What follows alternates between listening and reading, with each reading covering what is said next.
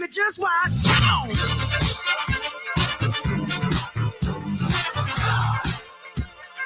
Don't believe me, just watch. Don't believe me, just watch. Don't believe me, just watch.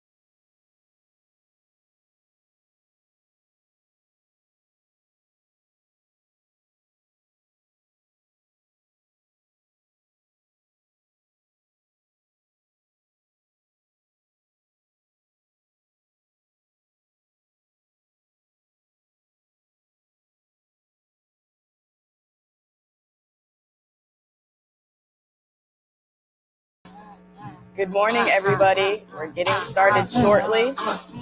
Welcome to the 2023 Martin Luther King Jr. Global Youth Leadership Conference. Get comfortable. We're going to get started in a few minutes. Thank you for waiting.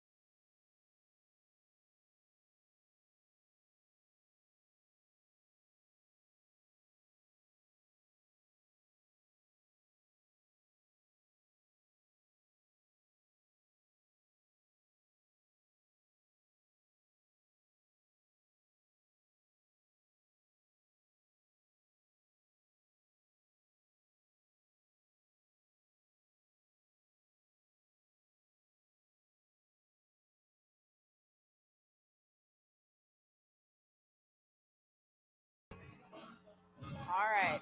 I see some. I want everybody singing here. Let's go. How many of? Myself again. Hey, this is how we do it. I want to officially Let's go, y'all. Hey, this is how we do it. Junior Global Youth Leadership Hey, Conference. this is how we do it. Virtual host today. Come on, y'all, make some noise. Wake up. Good morning. Experiencing information. Hey, put your hands up. Put your hands up. I need everybody stand up. Everybody get up. Let's go. So excited. Stand up. Stand up. Stand up. Get up. Hey, hey, hey.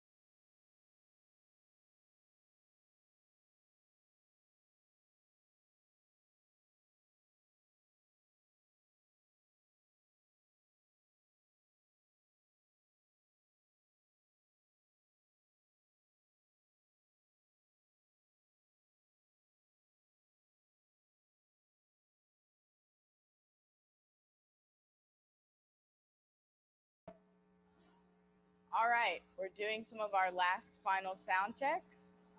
We hope to get started soon. I see all of you guys in the chat greeting each other, which is great. If you want to say where you're from, where you're watching from today in the chat right now, we can get the conversation going. But again, we're going to be starting very shortly.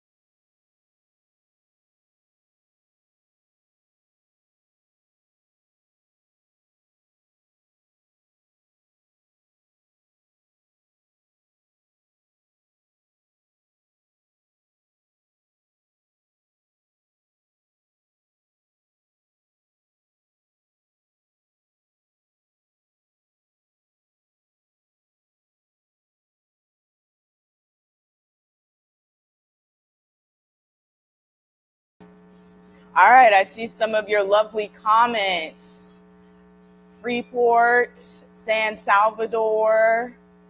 Hi, Sheila from New Providence. Judah from Long Island. So it's great to see all of you in here. And we're going to be getting started kind of soon. So how are you guys doing today?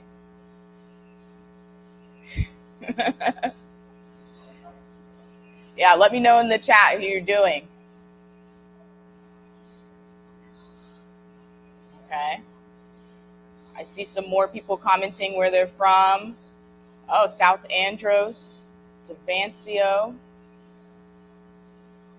Okay. Grand Bahama. Hi, Kira Roll from Nassau. Nice to see you today. Oh, we have Eleuthera in here.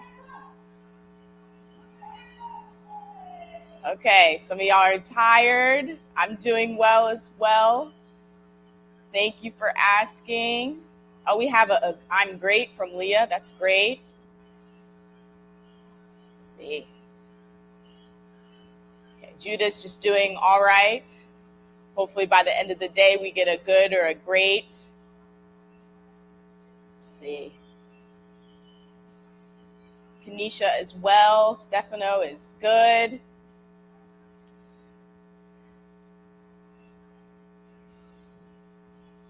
All right, I'm glad to see that y'all are in here.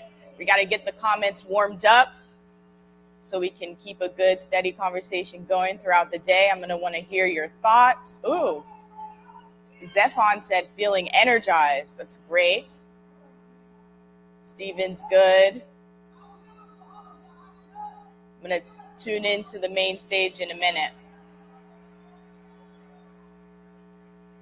Good morning once again, everybody. Welcome, Dr. Martin Luther King Jr. Global Youth Leadership Conference, presented by the Memorial Foundation.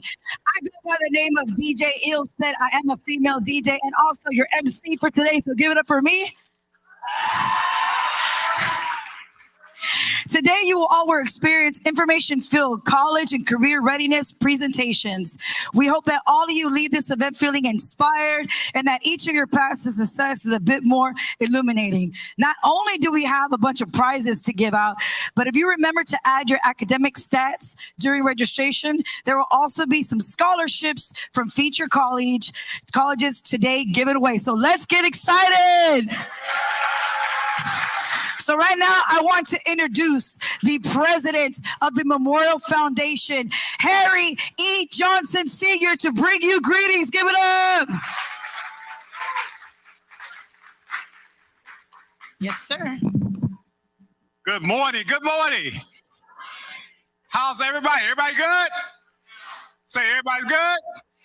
All right. We are so happy and excited to be here as we come to the Bahamas for our second anniversary of the Global Youth Leadership Conference. As the DJ said, today you're going to be inspired. Say inspired. You're going to be greeted today with just great colleges and individuals to talk to you about leadership, talk to you about how to get into college, talk to you about how to pay for college, and even for scholarship. Throughout the day, you're going to be receiving prizes, so do not throw away your name tags. Because at the end of the day, we're going to give away some great prizes: headphones, Beats headphones, Apple Watches, TV. We want you to be excited today. So saying that, you have some T-shirts in your bags. So would you please take out your T-shirts, if you will, and slip them on. You can wear your T-shirts. Please put on your T-shirts if you don't mind. There you go. Take them out and put them on for us. Thank you.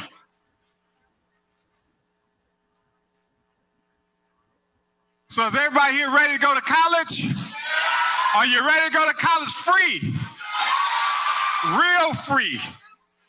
All right, well, we got some colleges here that are going to make sure you come to college in the United States and get a scholarship. So at this time, as you're putting on your T-shirts, I'm going to ask the chairman of our board, Mr. Guy Vickers, to come forth and bring greetings. Give it up for Mr. Guy Vickers.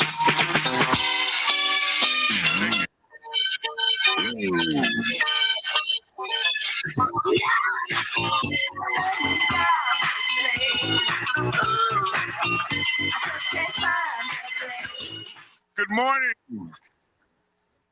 Well, good morning. Oh, you can do better than that. Good morning. There you go. Always remember, you never know who's in the house. And so when you meet folks, you let them know that you're interested. My name is Guy Vickers. I'm president of the PVH Foundation and PVH, and I'm in New York City. And our company owns two brands that you may know about. There's a small company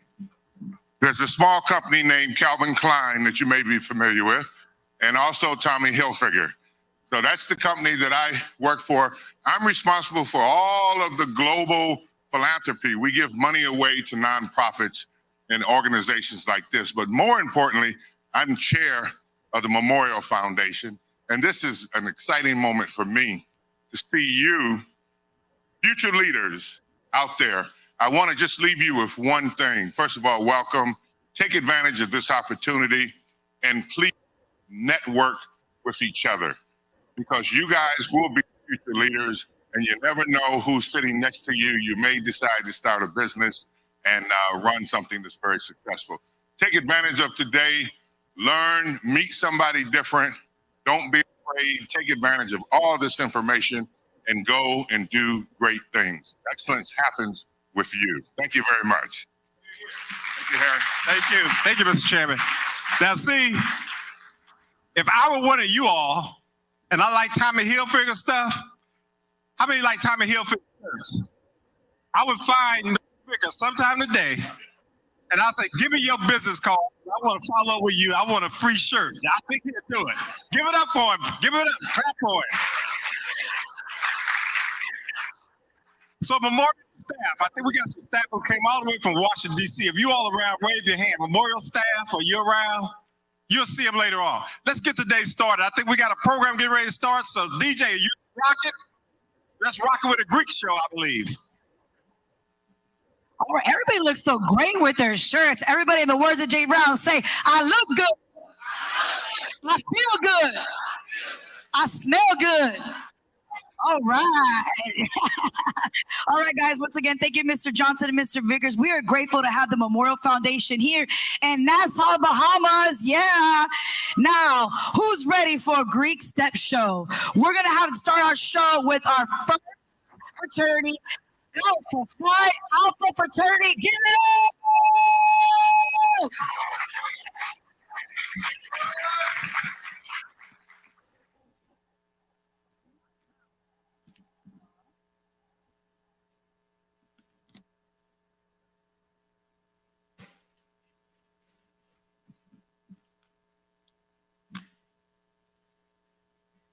We're gonna go with Delta. Is Delta ready? We got Delta in the house.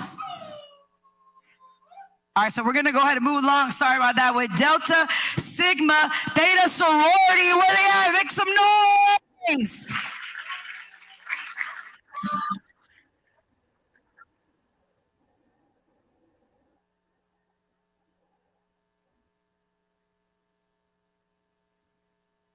Once again, y'all, we need everybody, please put their hands together, make some noise for Delta Sigma Theta sorority. Y'all can be better. Y'all can do better than that. Let's go.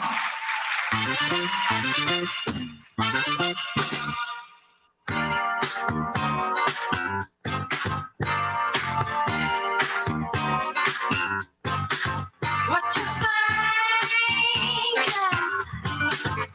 What you feel?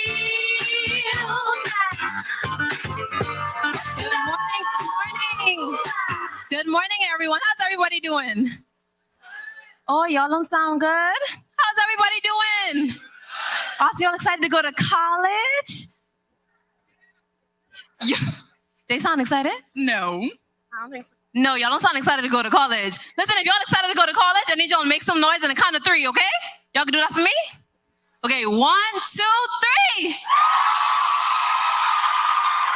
Now that sounds like y'all ready for a good college experience.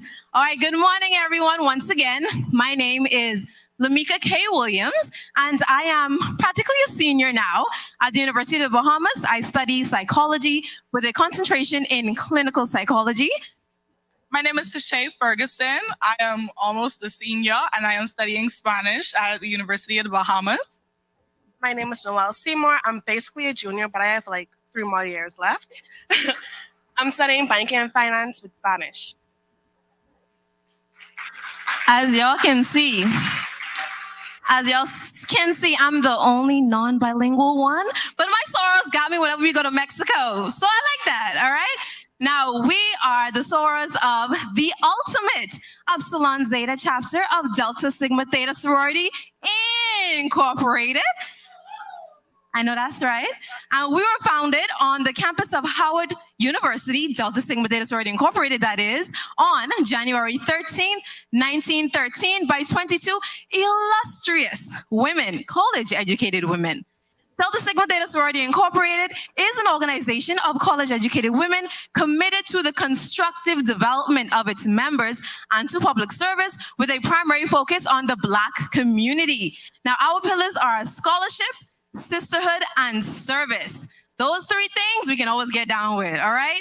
And our colors are crimson and cream, not to be mistaken with red and white.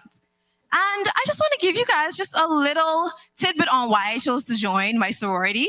I always wanted to be part of a sisterhood. I didn't have any sisters. I had one little brother. So I didn't know what it was like to have sisters, as well as, don't tell nobody, but when I was younger, I used to watch the strolling, and I was like, that's so pretty.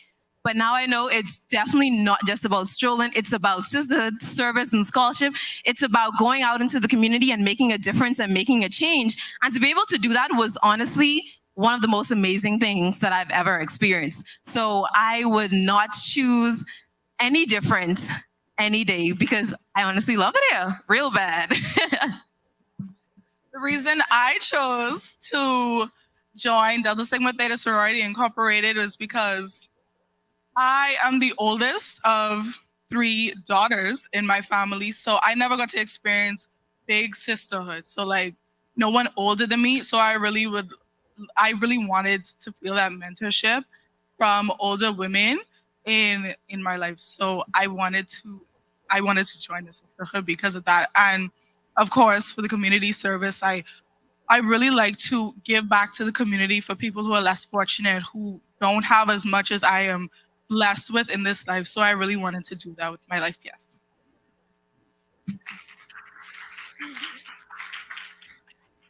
So for me, my story is a bit different. My mom actually joined Delta in 2012. I was about 8 at that time, right? And when she joined, the first thing she gave me from Delta was like a box of like red velvet cookies. And in my head, I was like, I joined in DST because you always get red velvet cookies when you join DST, right? Now, growing up, of course, I've been to events with her. I've seen her sorors, our sorors. I've seen them interact with her. And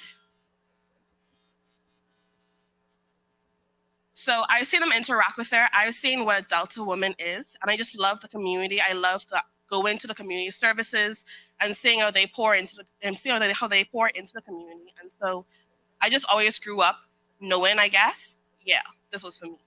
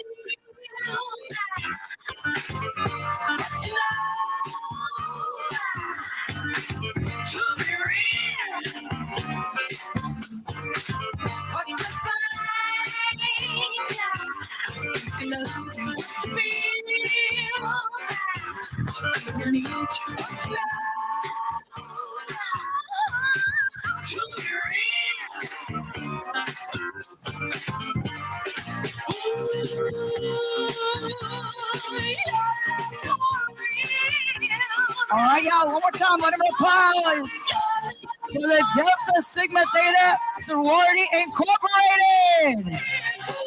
All right, y'all ready for your next Greek step show? Say yeah. Are y'all ready for your next Greek step show? Say yeah. All right, guys, please put your hands together. Make some noise for Alpha Phi Alpha Fraternity Incorporated.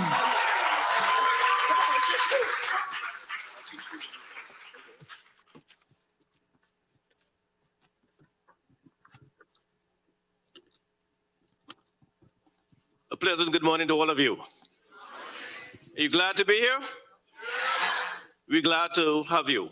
My name is Kevin Baisden. I am the president of the Iota Epsilon Lambda chapter of Alpha Phi Alpha Fraternity Incorporated. And we want to welcome all of you here today. We're glad to be a part of this event, our second annual event. And just to give you a brief background of Alpha Phi Alpha Fraternity Incorporated. It was founded December 4th, 1906 in Ithaca, New York by 7 college men known as our Jewels. We consider ourselves to be the greatest fraternity in the world We do a lot of work in terms of community service, in terms of projects, in terms of advocacy, and one of our pillars is education, right? Academic excellence. So this event here today is quite in line with that in terms of academic excellence. And here locally, in addition to events like this, we have our Honors Day Convocation, where we honor the 2 top graduating young men from high schools throughout the Bahamas. And we actually have that for next week, Sunday. But we have quite a number of community service projects we do on an ongoing basis. So without any further ado, I want to invite 2 of our college brothers from FIMU here at the University of the Bahamas to do a stroll off. So I invite them to do a stroll off.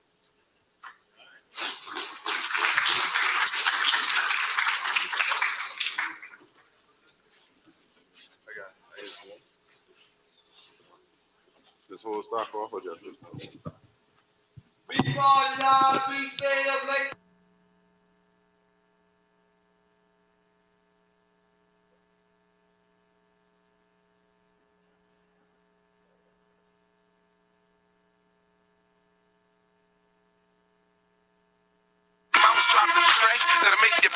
Cause I'm on white man. Hey, Mr. White down here, heard me, Fox a million.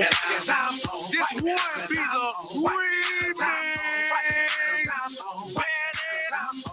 Savage life, white man. Fox a million, man. You already know what it is, you heard me? We still riding on the throne. We still pulling up, man, look. I pull up at the club, VIP, gas tank on, but all drinks on me. White man out. Fresh kicks, fresh white tall teeth, fresh NFL hat, fresh bows with the crease. White man out. Wanna hit me with the heat, real recognize, real, don't speak. White man out. Chicken laden, I've been rolling by the week. You can tell I got cake by the diamonds in my teeth. White man out. Black shades, so you know what rolling. They ain't check man the door, so ain't no telling what I'm holding. White man out. Bad, they gon' bust it wide open. Flashing in the bread, but they approaching. White man out. Small, tall figures, y'all crawl. We gon' get the dog.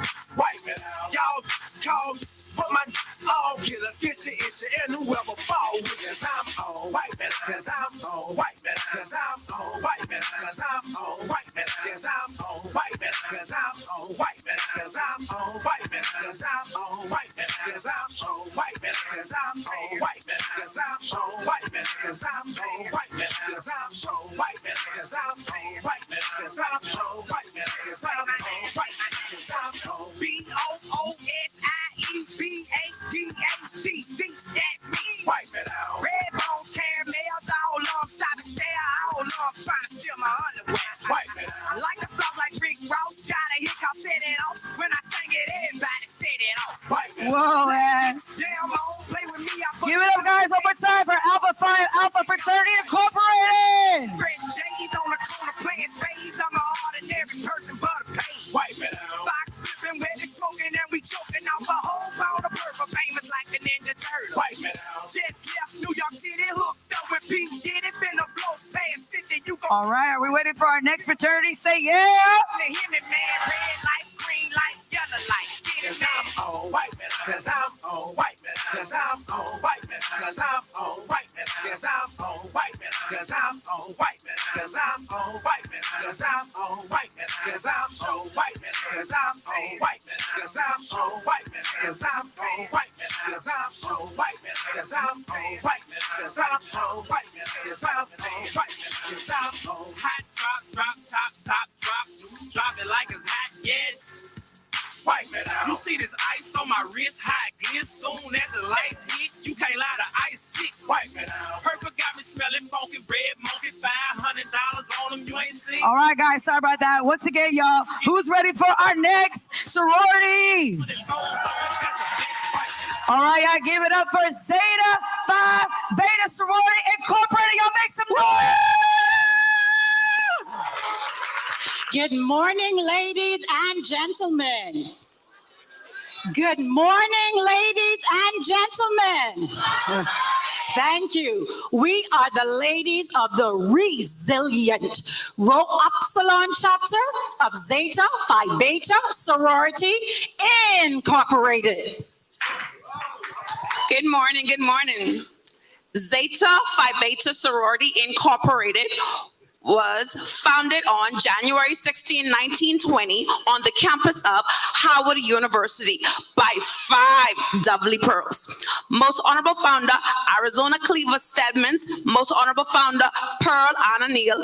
Most Honorable Founder, Viola Tyler Goins. Most Honorable Founder, Myrtle Tyler Faithful. And Most Honorable Founder, Fannie Petty Watts. The Resilient Rho Upsilon chapter of the University of the Bahamas was chartered on January 2nd, 2015 on the campus of the College of the Bahamas, now University of the Bahamas. Our colors are royal blue and white. Our symbol is white dove. Zeta Phi Beta Sorority Incorporated was founded on the principles of scholarship, service, sisterhood, and finer womanhood. Zeta Phi Beta Sorority Incorporated was the first. The what? The first and only NPHC sorority To be constitutionally bound to a fraternity. Phi Beta Sigma Fraternity Incorporated.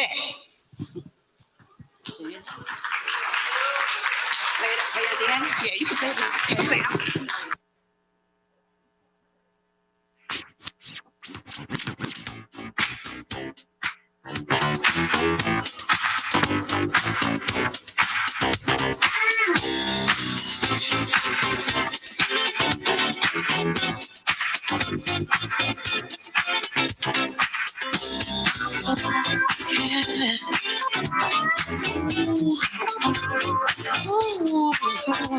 Look at her. She's a bad man,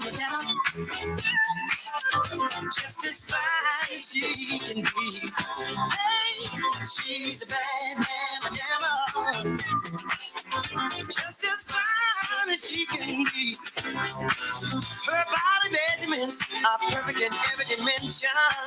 She's got a figure that's shown up. One more time, y'all. Give it up, give it up, give it up. Poetry in motion, a beautiful sight to see. I get so excited, you and her anatomy. She's real, she's All right, guys, man, that was amazing, dude. Give it up one more time for all the fraternities and all our sororities. One more time. That was so great and amazing. All right, guys, so I hope you're ready. Next, we have our morning keynote speaker from entertainment to enlightenment, Nicholas Johnson Harris, Stowe State University alumni. Knew reaching to people through his words was not only his passion, but his purpose. Johnson began his career as a local rapper from St. Louis, Missouri, and has morphed into a motivational speaker who helps people transform their mindsets and inspires greatness. Johnson worked as an accountant in the finance industry, but has transitioned into an esteemed entrepreneur who has figured out a way to turn his trials and tribulations into golden nuggets that help instill drive and motivation into the youth, the future business leaders of the world. So once again, y'all, please welcome Nicholas Johnson. Good morning, good morning, good morning, good morning. How you all doing? Okay. I thought I was gonna be able to hear you guys, but guys, my name is Nicholas Johnson. Definitely a St. Louis native. Grew up in the inner cities of St. Louis, guys. Growing up in St. Louis, I was always one of those kids that always knew exactly what it is that he wanted to do. I knew I had something great inside of me. I knew I was going to do something great in life, but I knew one thing that I knew was that it was going to take work. It was going to take a lot of hard work. Just like I know each and every one of you guys out there today know that there's something inside of you that says, hey, I'm going to be somebody one day. I'm going to be somebody someday. Guys, so I knew very young that I wanted to be in the music business. like I said, we didn't have very much coming up. So I said to be able to remove my family from poverty, I want to become a big star. I want to make it out of St. Louis. I want to do something major. And I'm going to do that by breaking my way into the music business. So I started writing music, writing a lot of music. By the age of 14 to 15 years old, I ended up in a rap group. I don't know what it was, but it seemed like overnight we just had success. Everybody within our city knew who we were. We had records that were playing over the radio. I was opening up for a lot of the major and famous artists that you guys know today, the Lil Waynes, the Chris Browns, the Bow Wows. I don't know if you remember the old group B2K. You know, it was a lot of fun. We were performing a lot of the talent shows. We used to have skate parties back in the day where they used to have like 3,000 to 4,000 kids from the city show up, and we would perform there. And I would come to school. You know, my teachers would say, "Hey, Nick, I heard your song over the radio. Hey, Nick."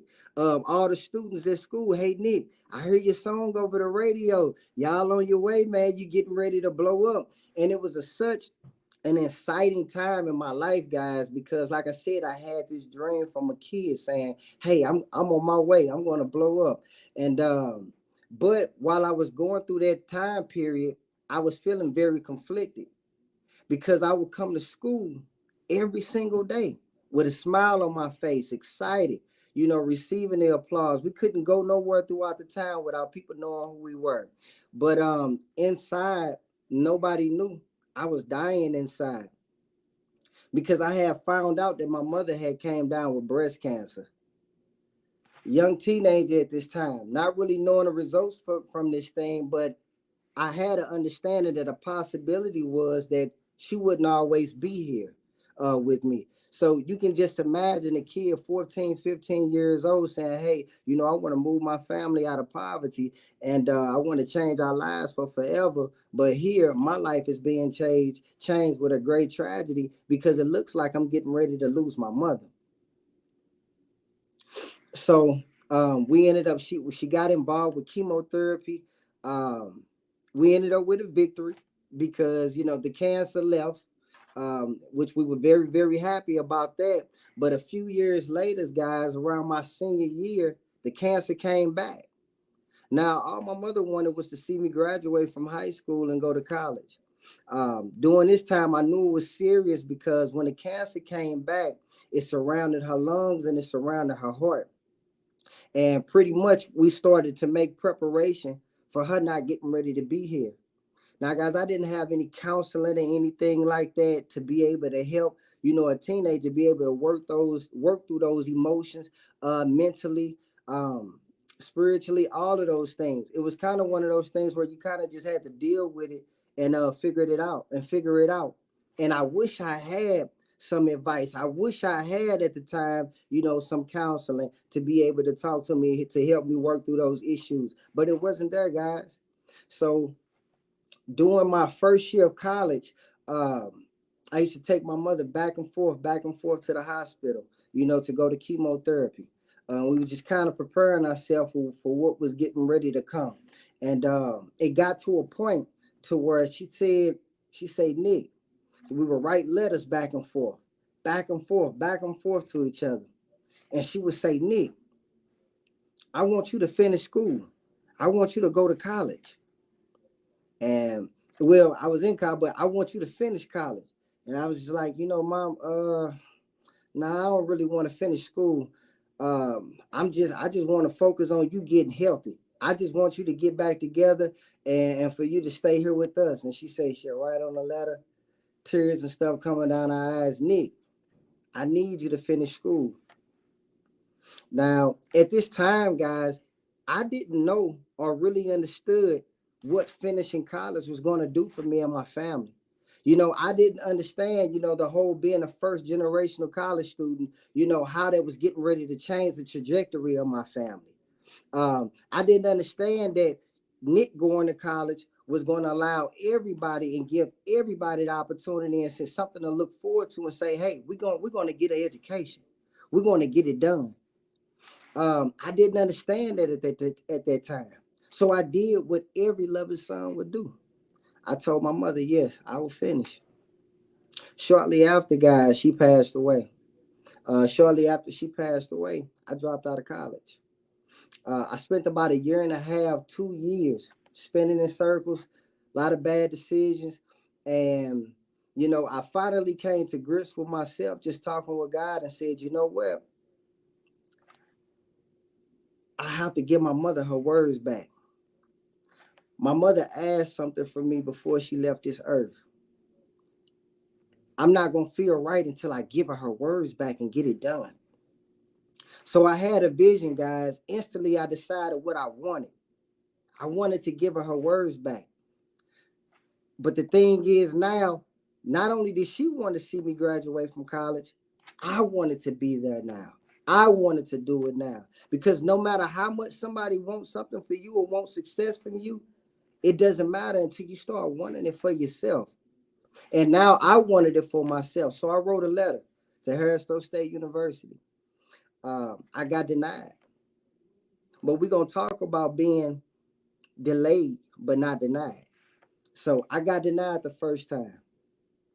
I said, you know what? Something inside of me said, Nick, write another letter. I wrote another letter. I got accepted. Guys, I was so happy when I got accepted into college. I said, okay, I got my shot now. It's my time. Let's do this. Let's get it done. It's time to go. Because all I needed was an opportunity. And that's all I was looking for was an opportunity. Guys, going to college changed my life in so amazing ways. I met so many different mentors that seen leadership qualities in me that I didn't see in myself.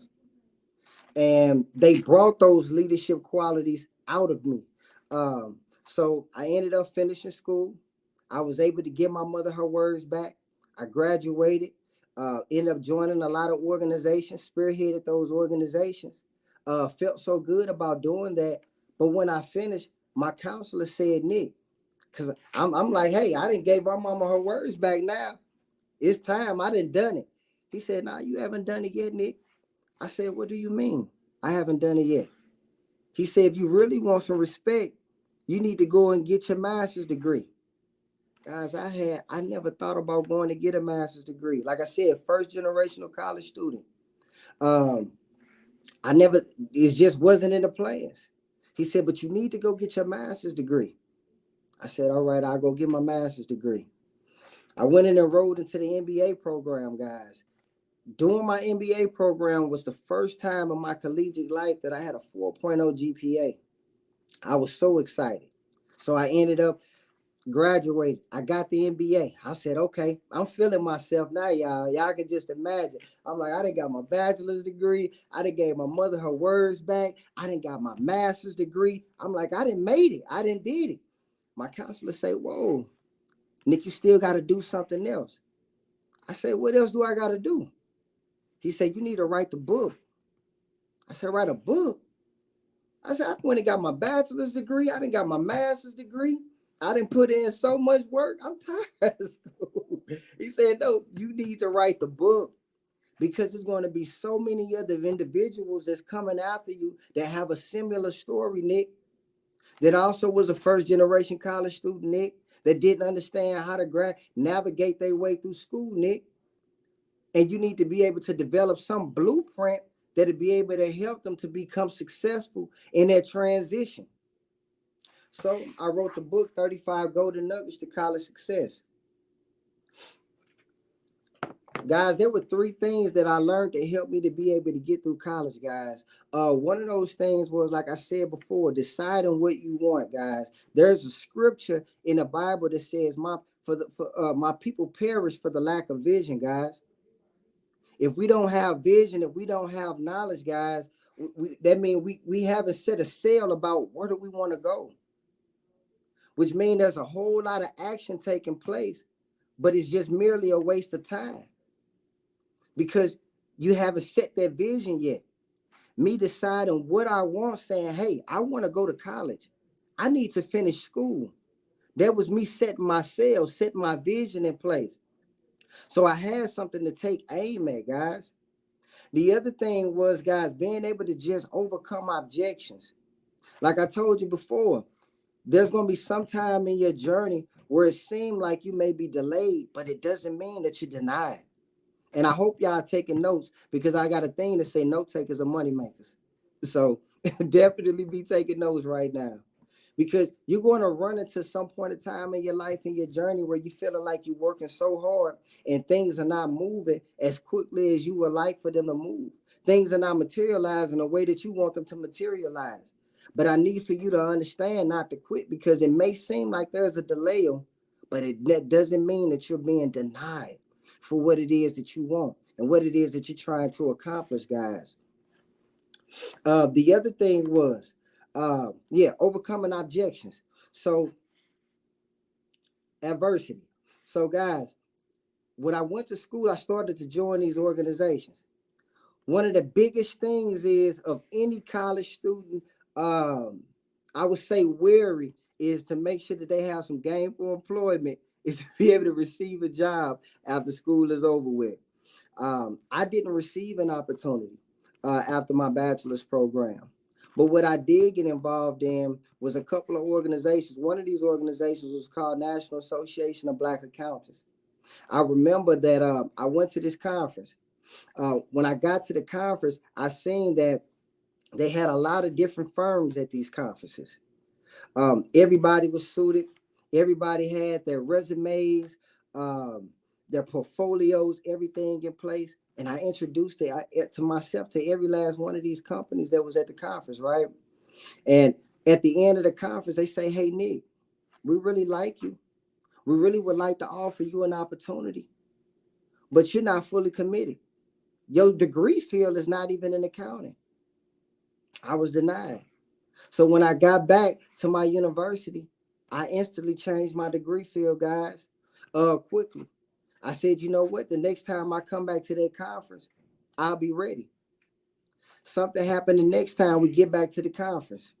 For some reason, we ended up showing up late. Everybody had taken up all the slots, all the interview slots for these companies. So for the second time, I was denied again, basically told no. But how we got to look at no is not just no, and it's the end all be all, but next opportunity. So I was looking for my next opportunity. I said, you know what? That's the second time I came here and I didn't get my shot. I didn't get my opportunity. So I said, the next time I come, I'm going to be ready. I ended up graduating. Like I said, no opportunity. In my master's program, I said, you know what? I'm going to control my controllables. I'm going to focus on the things that I can control. And it was basically, I made sure that I did mock interviews.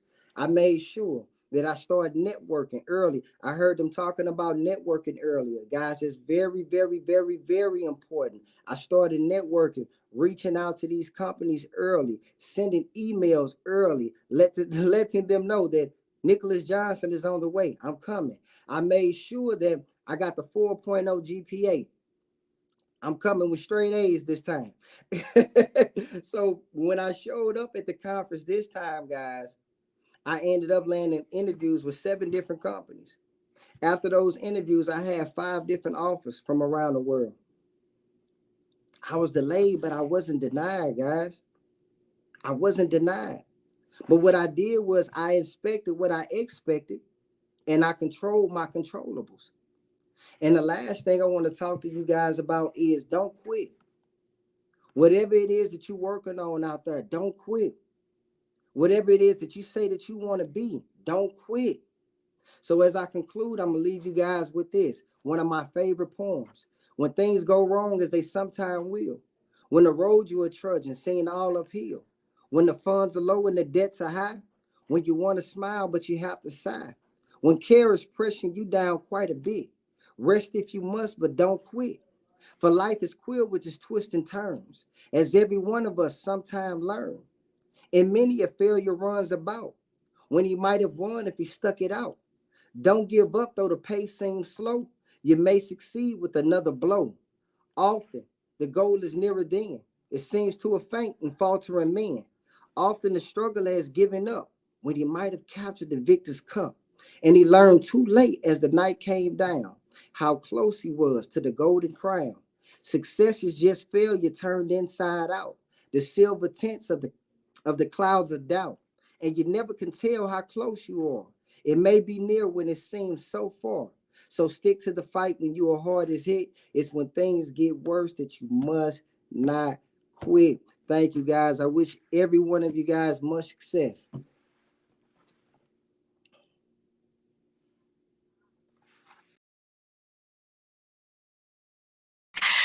So,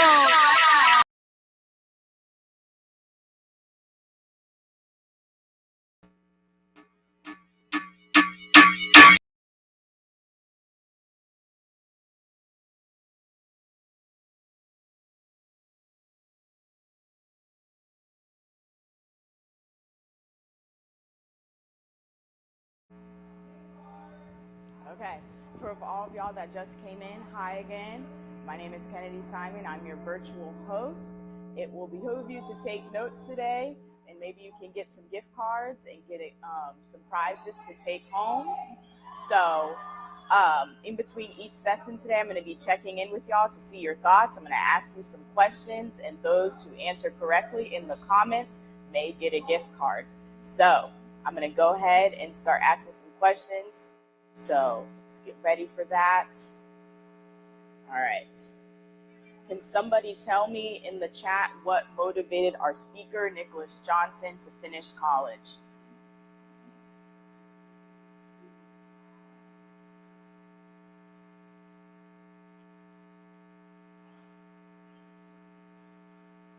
All right. Tell me in the chat with your name what motivated Nicholas Johnson to finish college. Oh, all right. I see. Let's see.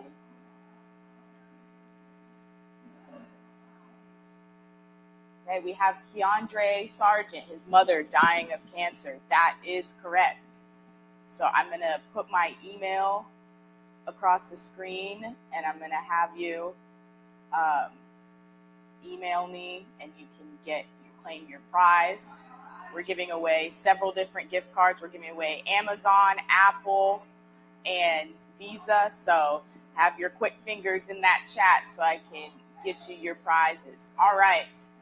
Next question. We have, what was the title of the book that Nicholas wrote? So go ahead and tell that in the chat. Let's see.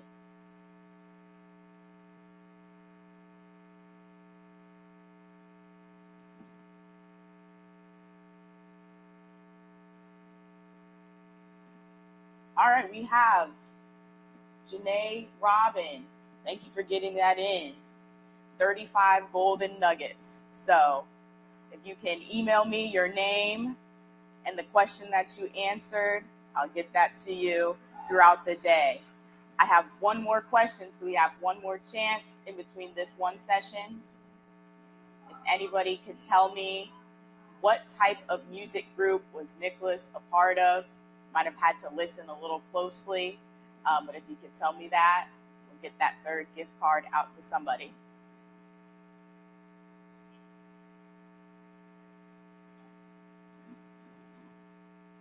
All right, we have Adam Nemore who said rap. That is correct. So Adam, hit me an email. My email's going across the screen, and let me know that you won, and I can get you your prize. So thank you guys for participating. We're gonna get started with the next session soon, but in between then, I just want to introduce myself a little bit. My name is Kennedy Simon. I'm an intern for the Memorial Foundation, which is based in Washington, D.C. I actually have lived in the DMV area for most of my life, actually, but I did move away to attend college at the University of Florida, which is in Gainesville, Florida, and I'm excited to announce that this year I will actually be going to law school in the fall, so that's just a little bit about me, and yeah. This is really going to be about college and career readiness, and we hope that each and every one of y'all's paths to success is a bit more illuminated after today. We're very excited to get all the information that we have prepared for you out. And remember, if you entered your information your GPA and your SAT score during registration on that Eventbrite, you will also be in consideration for some scholarships that we're going to be giving out at the end of the day. So yeah, that's a little bit about me, and I'm going to tune into the main stage so you can hear a little bit from the peers that are in person, what they're doing and what they're talking about.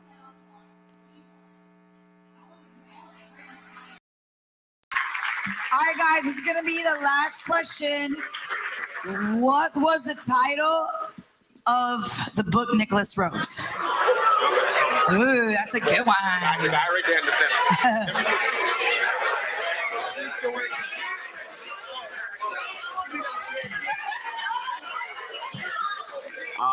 My name is Stanford Dean. I am from Denver Christian, and the book named 3 Golden Nuggets to Polish.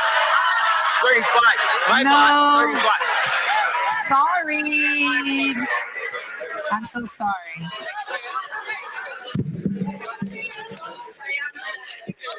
Hi, my name is Brian Miller from St. Augustine's College, and the book name is 35 Golden Nuggets to College Success. All right, we have a winner. See you guys. Don't forget, pay attention, take notes, because not only you're going to be inspired, but also we have some amazing giveaways. So I want to bring our next speaker to the stage is Ashley G. Mortimer, and her going to be talking about a Did You Really Mean to Post That? Ashley Mortimer is a 2021 graduate from Barry University with a master's degree in counseling with over 1,000 hours of clinical training and counseling. In 2015, she graduated from the University of Bahamas, then College of Bahamas with a Bachelor of Arts degree in psychology. Ashley has blended her love for technology and counseling and is often called the innovative counselor. She provides sessions on virtual learning, navigating technology, platforms for parents, teachers, and also students. Through this venture, she provided with the opportunity to impact lives daily. She notes when she has helped someone reach their full potential. She knows the job and has been done very well. Once again, y'all, please give it up for Ashley G. Mortimer. Woo! Make some noise. I can do better than that. Let's go. Make some noise. Good morning. Good morning. Everyone say, hey, Miss Ashley. All right. My name is Miss Ashley Mortimer. I'm also a proud graduate of C.I. Gibson. Any rattlers in the house? No, just one? All right, that's cool, that's cool. All right, so today we're talking about social media, the real deal. Did you really mean to post that? So we can transition to the next slide. All right, social media has completely or just about taken over our minds. Who agrees? Raise your hand if you have a TikTok account. TikTok, Facebook, Snapchat. No? Facebook, Twitter? Okay. So social media consumes a lot of our time. Next slide, please. And so since COVID, we're now readjusting to our new normal. Here are some things that we now have to adjust to. Who was stressed during COVID? Stressed. Who's stressed now? All right. And who uses social media for fun? Okay, good. Who uses social media to help them study? Okay. Who's trying to be TikTok famous? Okay. All right. And something else that we struggle with, some of us, depression, sadness, and who uses social media for comfort? Okay, good.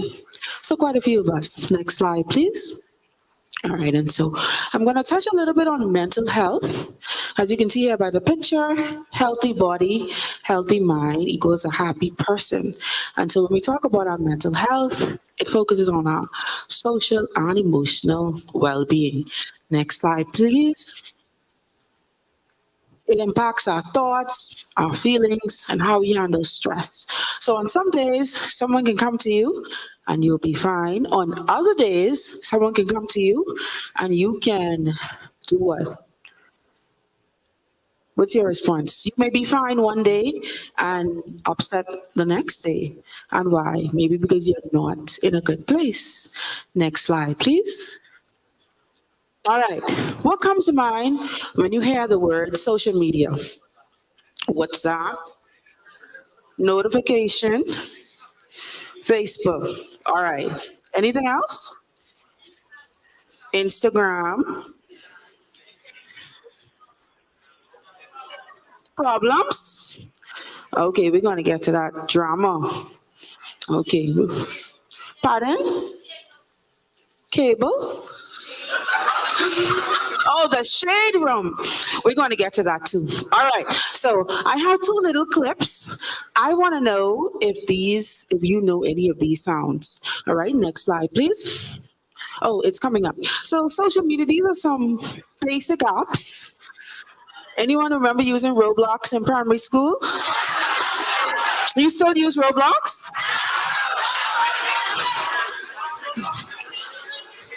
Okay.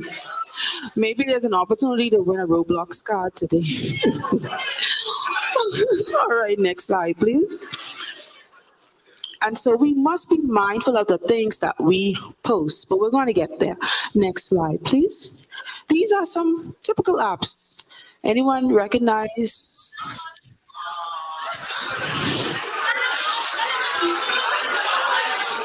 All right, raise your hand if you have at least about 5 of these on your phone. Raise your hand if you have everything on the screen on your phone. Okay, some. Okay, raise your hand if you have your parents on social media.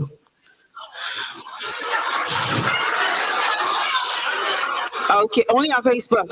Raise your hand if you have your parents blocked from social media. So if you have your parents blocked, that means you are posting something.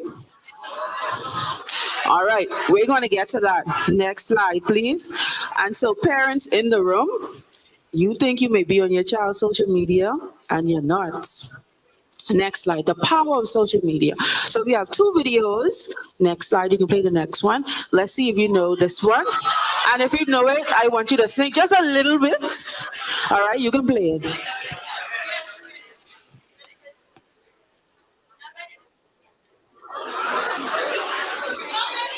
Y'all ready? Don't embarrass me now. Y'all should know these things, okay? Okay. We're just going to wait for the video to play.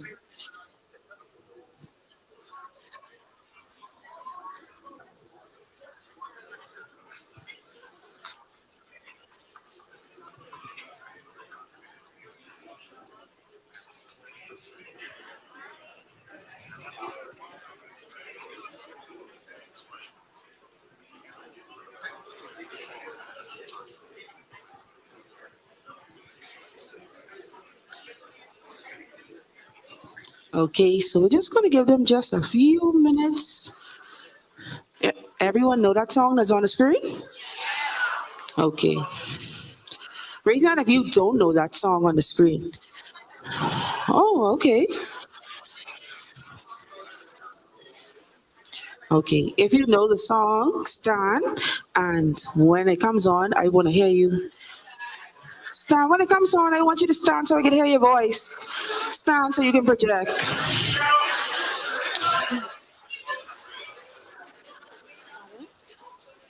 Okay. Hey, hold on, where's the song? All right, let's go. Watch me slow. I can't hear y'all. Gotta watch me close, not to boast. I made it in your face like a hibachi stove. Oh, I love all right, thank you. Next slide, please. All right, thank you. I said just a little bit. All right, you can play this one, please. Now, if you know any of these songs or dances, let me know. Just put your fingers up if you know it. Stand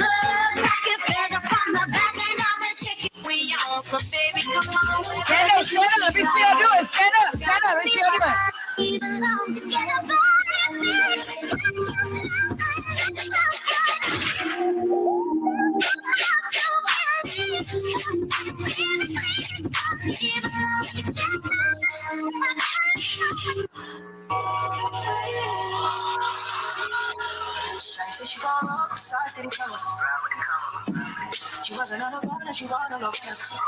Okay.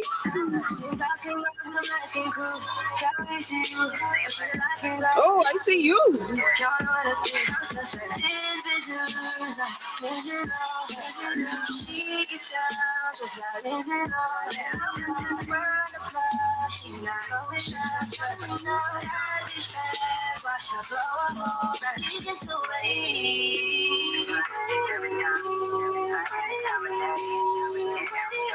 She gets away.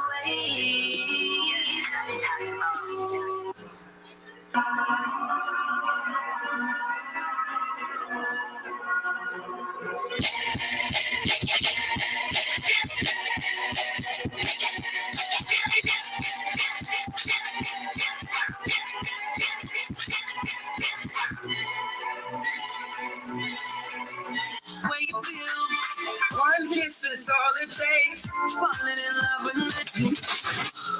Yo, Smalls, turn up when you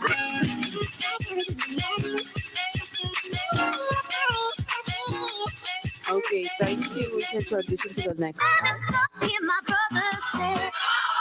Sorry, we have more to cover.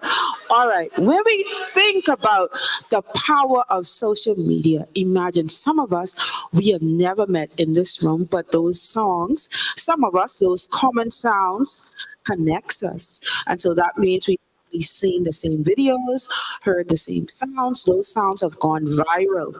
Okay, and so let's keep that in our mind to see how popular social media is. We can transition to our next slide.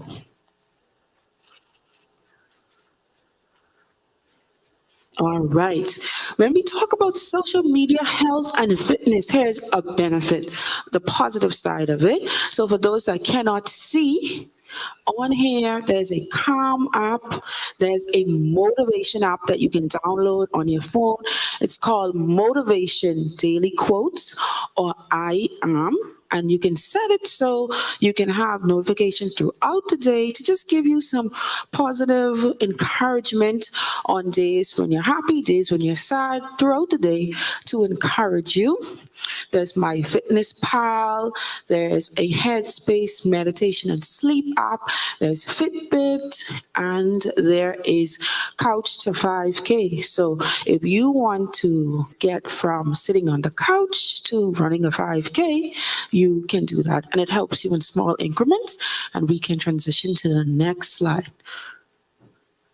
All right, so these are the most popular social media networks worldwide. Do you agree? You think these?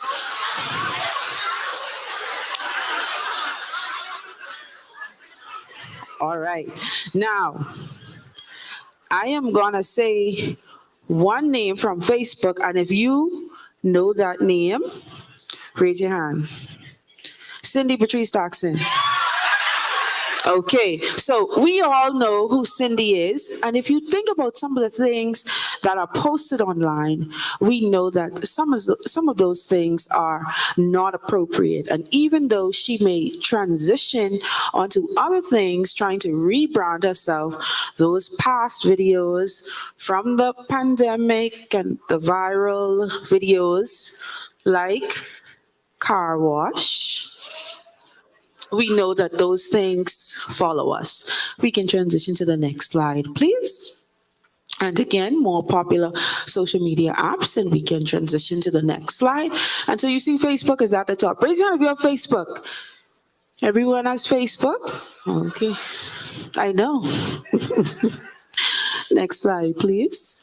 Some people saw the videos on WhatsApp as well, so it's a popular. Next slide, please. So these are just popular apps. So let's talk about some benefits. And so in your posting, you want to be mindful of the things that you post, right? I know you may think you may be in love today, right? You trip over the movie, right? You're in love. But remember, those things that you post online, they follow you. They're a part of who you are. Next slide, please. So let's talk about some benefits. And so in your posting, try to stay on the good side of social media. So how can we benefit? What are some positive things that we can gain? networking, instant, constant connection. So if you remember, for some of us during the hurricane, it was our way of connecting with others. Even during COVID, when we were on lockdowns, we couldn't move, we had the connection with our friends and loved ones. And you can increase your positive habits. And if you're looking for a job, you can find one online. All right. How many people heard about this conference online? All right. So look at the power of social media. Next slide for me, please.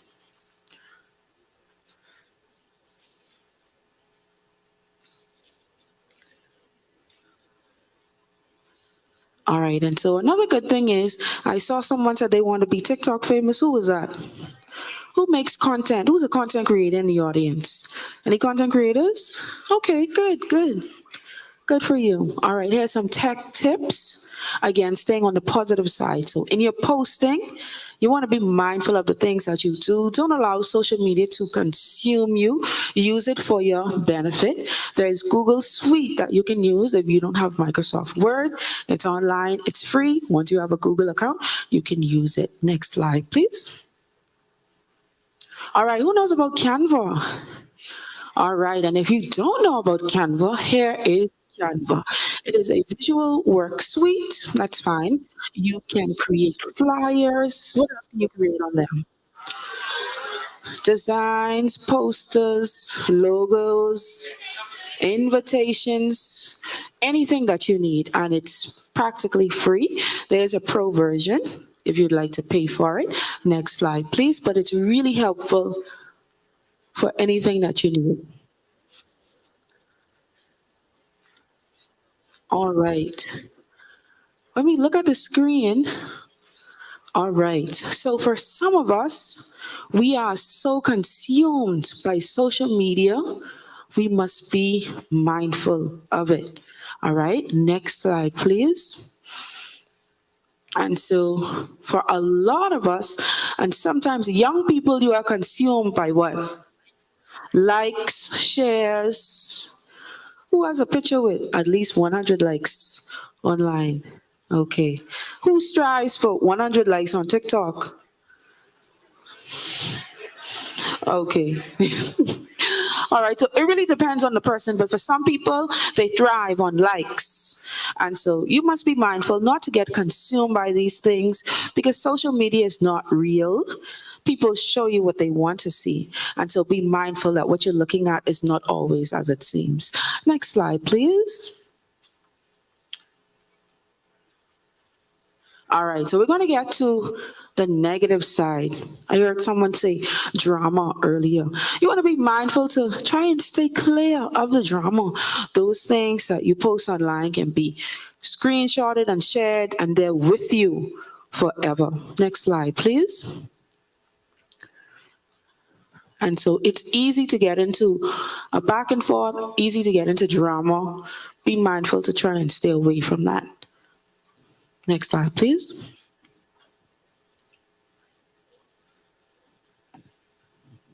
All right, so we're going to get into some do's, don'ts, and then the ugly side. Tips for a safe social media presence. Next slide, please. All right. Anything that you need, you can find online if you're interested in baking, cooking, learning to play an instrument. You can find it online. Balance your screen time. Do not respond to strange emails. Who's ever received the email said you've won $100 million? It's a scam, right? Anything that is too good to be true, it probably is. Use a secure password. Don't post anything illegal. Even on your WhatsApp, even on your close friends, you think that those things may be secure, but there's always someone who has a friend who has friends. So be mindful of that. Do not forward things that are not true. Recently, there was a Facebook page that posted that someone had died. Anyone saw that on Facebook? And the girl commented under the picture and she said, please remove my picture. I'm not dead. And so imagine the family, how sad they would be knowing that they're thinking that their loved one has passed away when really they haven't. All right, and last but not least, you see it on the screen. Please be mindful, protect yourself. Don't send in another presentation that I did, a student, he called it noodles, right? So I would advise you, please protect yourself. Don't forward pictures of yourself. Those pictures, once they're gone out, they're there forever. And so imagine you're going to college and it circle backs around. So please be mindful of that.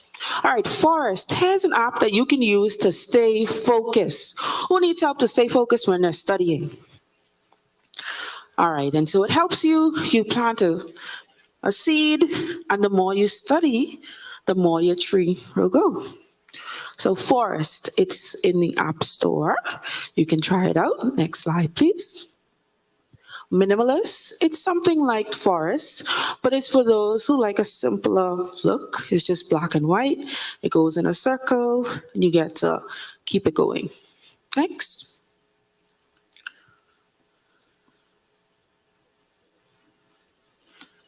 Next, please. Thank you. All right, your digital footprint. Think about it. Whenever you post something online, always think, did I really mean to post that? Because once you've posted it, it's attached to you. Your fingerprint, your digital footprint is yours forever. And you don't want it to come back to you and hurt you in a negative way. Next slide, please. Okay. Now, who's experienced this before? You're at a table or now.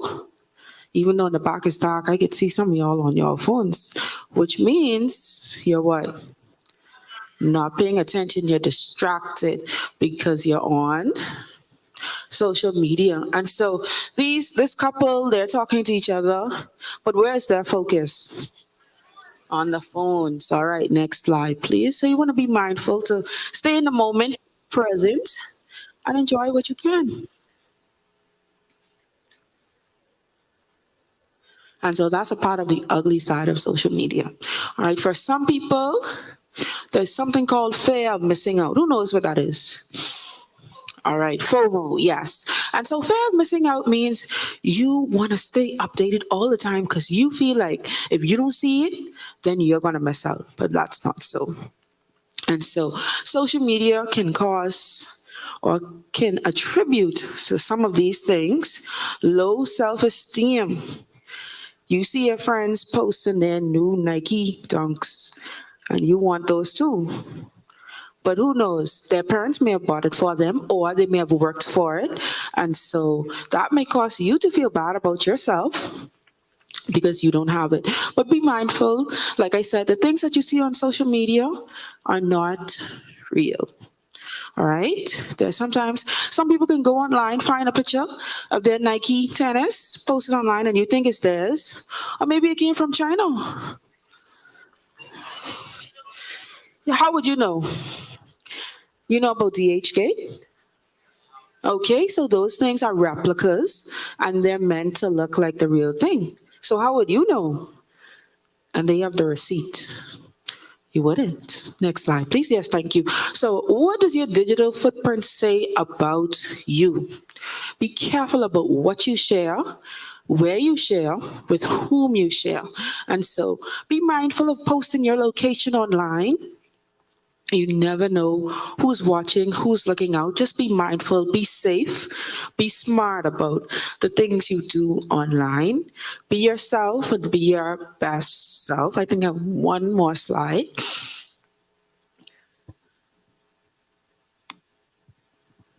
All right, and so even though social media consumes a lot of our time, I encourage you to, in your posting, take a minute to step back.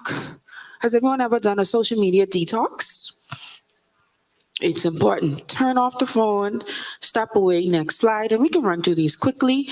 Find some self-care. Next slide, please. Ways to cope. All right, these are some things that you can do that are free.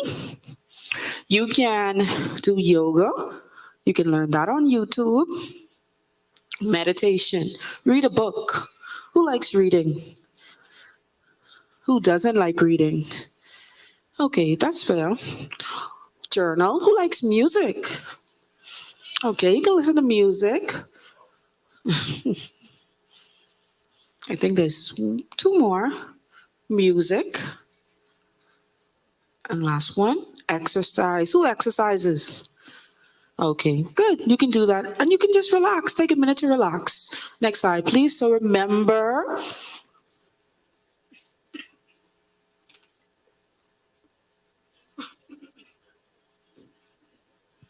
your digital footprints will follow you. So please be mindful of the things that you post. Use it wisely. Last slide, please. Be mindful of your post. Anytime you post something online, think to yourself, did you really mean to post that? And if your parents can see it, what would they think? Keep that in your mind. Okay, self-care is important. Take a few minutes to do something you enjoy. And remember, make the most of everything that you do. Make sure it's positive. Make sure it's positive. It's enlightening, and make it count. Thank you. All right, guys, one more time, round of applause. Thank you, Miss Mortimer. That was amazing. So, who's ready for some giveaways?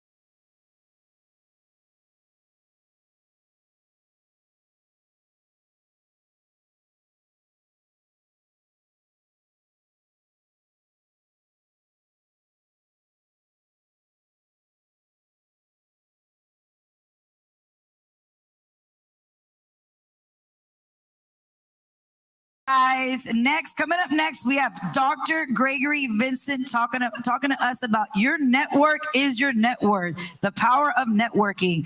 Dr. Gregory J. Vincent is an award-winning educator, executive, acclaimed civil rights attorney, and a community leader who serves as the 21st president of Talladega College, located in Talladega, Alabama.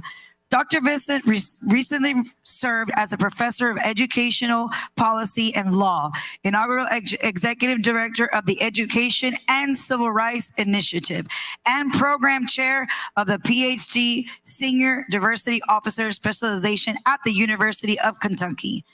Dr. Vincent served as a Grand Sire Archon, Chief Executive Officer, and Chairman of Sigma Phi Fraternity Incorporated, which is the oldest African-American Greek letter organization. So we have Dr. Gregory Vincent. Round of applause.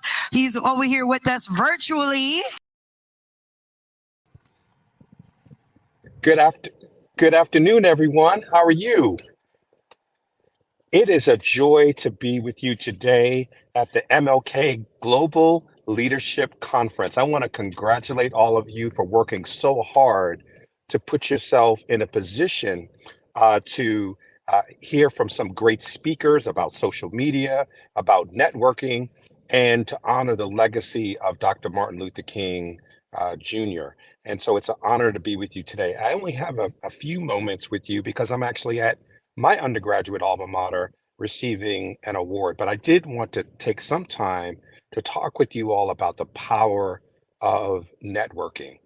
I have the joy of mentoring a number of young people, and what I ask them to do is that they must create a board of directors, a group of people that are invested in their success, that will serve as mentors, sponsors, and ambassadors for you. And so I encourage you, even at this age, that you all establish a board of directors who are invested in your success.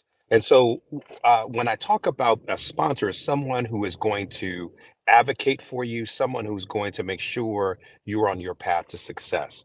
I'll give you an example of that, just something I did the other day. I was a part of a mentoring program where I was a mentor, and this was 30 years ago. And I had the opportunity to work with a young man who was the leader of that group. And that was from 30 years ago. And I served as his mentor, and I've been his mentor for 30 years. And so 30 years later, I serve as the mentor for him and a sponsor, a sponsor for him even today. So I'm so excited and so honored to have that opportunity. And so I encourage you to develop that board of directors, those people that would be invested in your success. I also think it's important, right?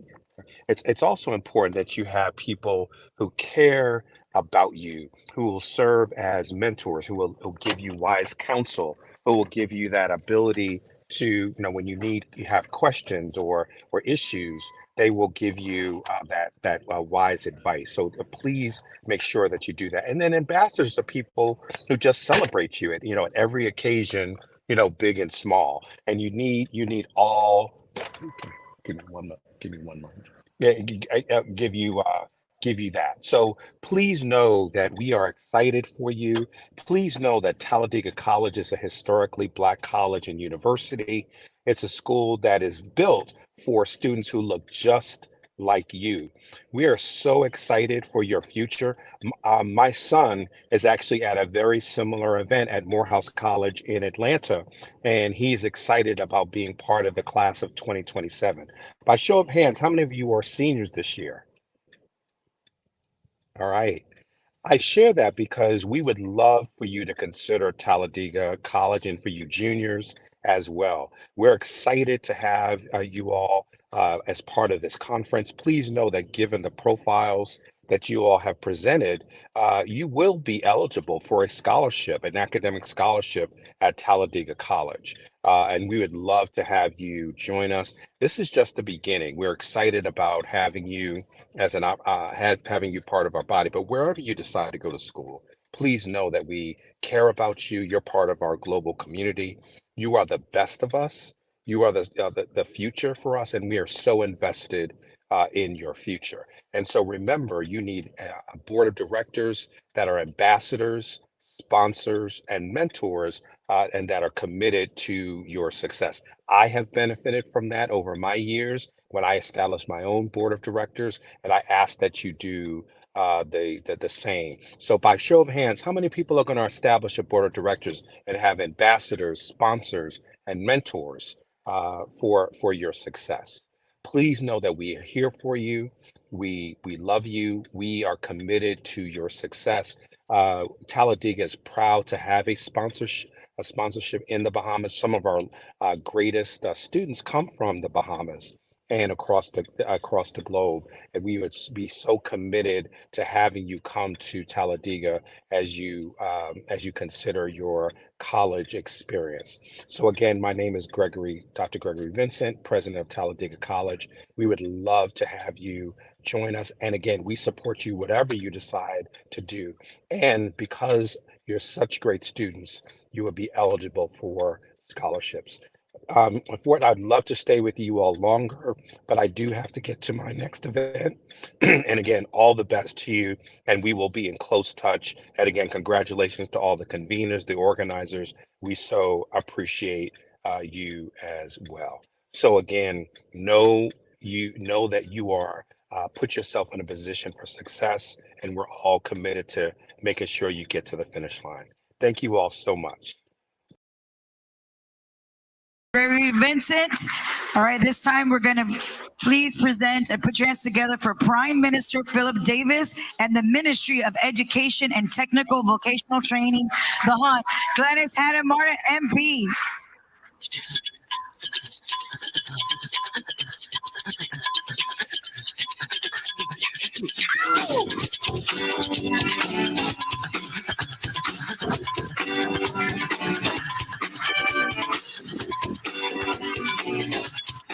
Thank you, DJ. Thank you. Well, what a treat it is for us to be here today. Again, we're so honored once again this year to have the Prime Minister's Honorable Davis. Would you please come join us, Mr. Prime Minister, for greetings? Please welcome the Prime Minister of Bahamas, the Honorable. Please stand and receive. Please stand and receive the Prime Minister. Please stand and receive Prime Minister.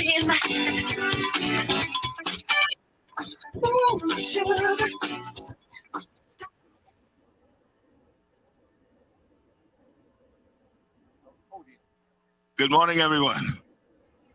It's indeed a pleasure to be here with you. Please have a seat. And I'd like to welcome the Martin Luther King Foundation to the Bahamas to put on this couple of days, or 2 days, or they're trying to get us here for as long as possible. I want to thank you, Brother Johnson, on bringing forth and bringing out of our young people what I call leadership skills and providing the path to bring purpose into your lives. I'd just like to say welcome to all our distinguished visitors. I'd like to say to you, the leaders of tomorrow, and ladies and gentlemen, let me just say once again, good morning. And it's indeed a pleasure to be here at the second International Martin Luther King Jr. Youth Leadership Conference. Last year, I had the privilege of speaking at the first Bahamian iteration of this event. And I must say, I had such a good time then, I just had to come back to see it again. Indeed a very wonderful, wonderful initiative for our young people.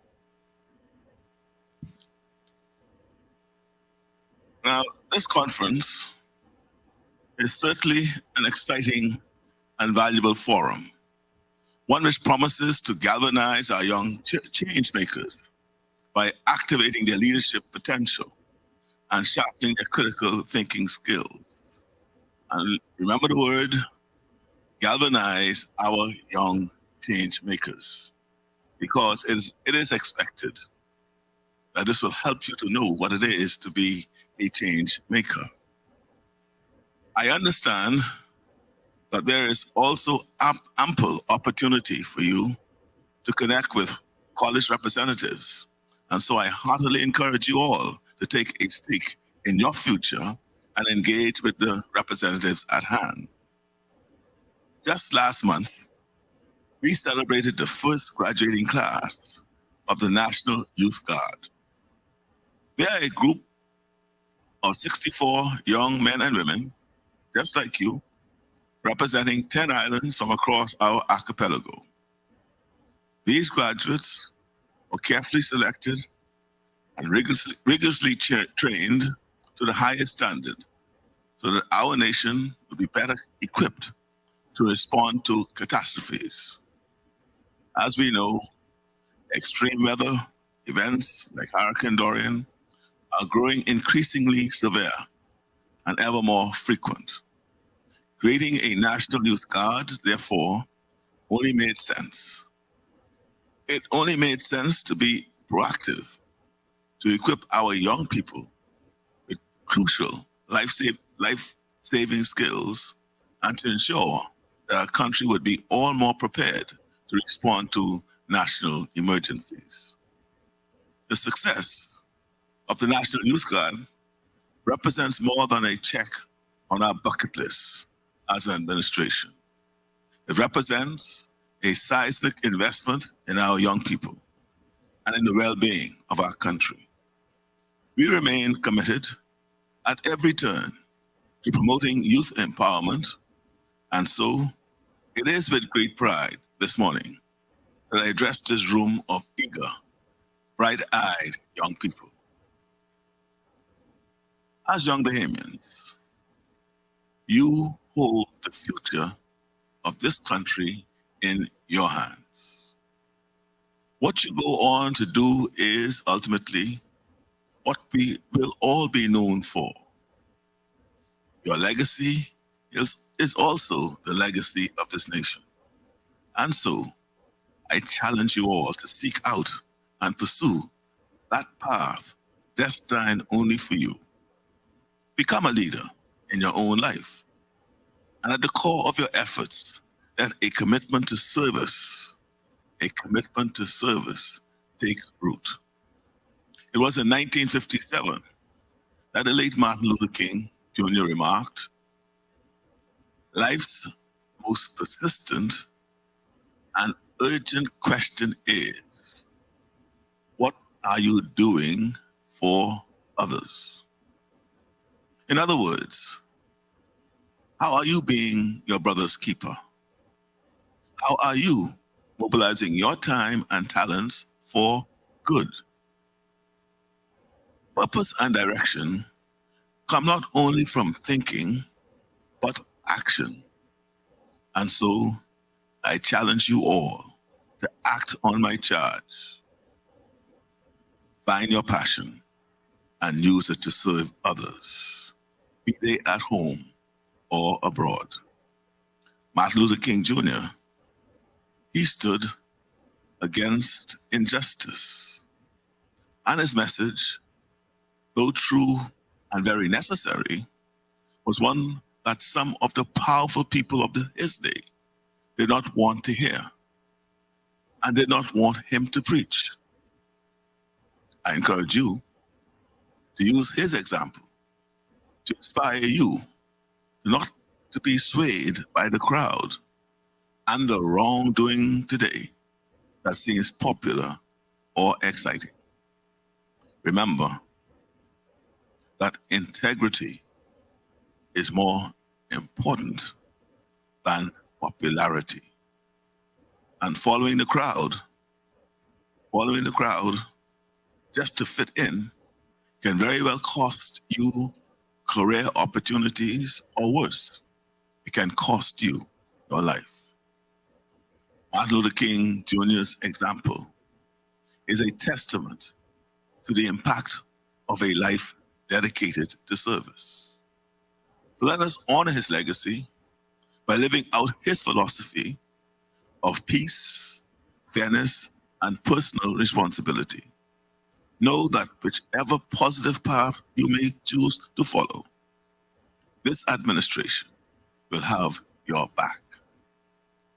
Our blueprint for change outlines a progressive youth agenda, one which promises to accelerate the progress of the gifted while forging a path to achievement for all. This conference is just one of many opportunities that will appear on your path to greatness. I encourage you to seize all that it has to offer as you chart a shimmering future for yourselves. I take this opportunity to salute the Alpha Phi Alpha fraternity, Iota Epsilon Lambda chapter, Sunshine Holdings, and the University of the Bahamas for their role in putting together this transformative program. I wish you all great success in your future. And I look forward to seeing, in the words of Martin Luther King, in the future, what you would have done for others. That should be the message for you today. Take advantage of this opportunity to make yourself somebody who could do more for others. I thank you. May God continue to bless you.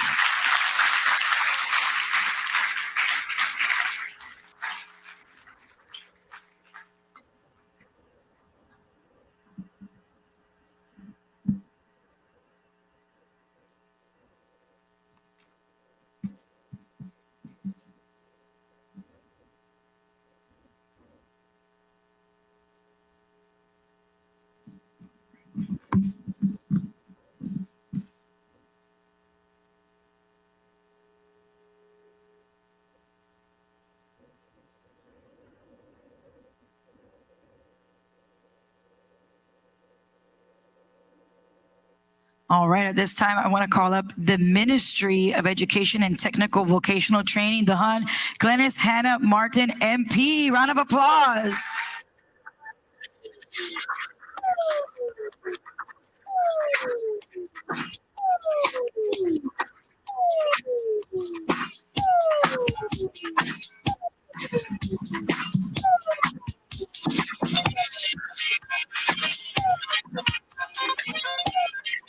Thank you very much. I'm not supposed to speak after the Prime Minister, so this is an indulgence, and he's kindly allowed me to do this. So please forgive me. I came a bit late, but I really wanted to come to say that to greet all of you, young people throughout the Commonwealth of the Bahamas, and to encourage all of you in your pursuit of your own personal development. You have national development, and you have personal development. I want to begin, though, by sincerely thanking Kevin Baston, the president of Alpha Phi Alpha Fraternity, Inc., Iota Epsilon Lambda Chapter, and Algernon Cargill, Director of Educational Activities, and all the brothers of the Alpha Phi Alpha Fraternity, Inc., for their dogged commitment to the young people in this country. And I know this firsthand. But most especially to our young men who have so much promise. Our young men have so much promise, so much promise. But they require, and I'll say it like this, strategic support and investment to facilitate opportunities for them in what can be a difficult world. And for the young men, many of you know what I'm saying. The work of this fraternity in conjunction with the HBCU universities is opening doors that might never before have opened for so many of our young people. I know it firsthand. I'll just tell you a story.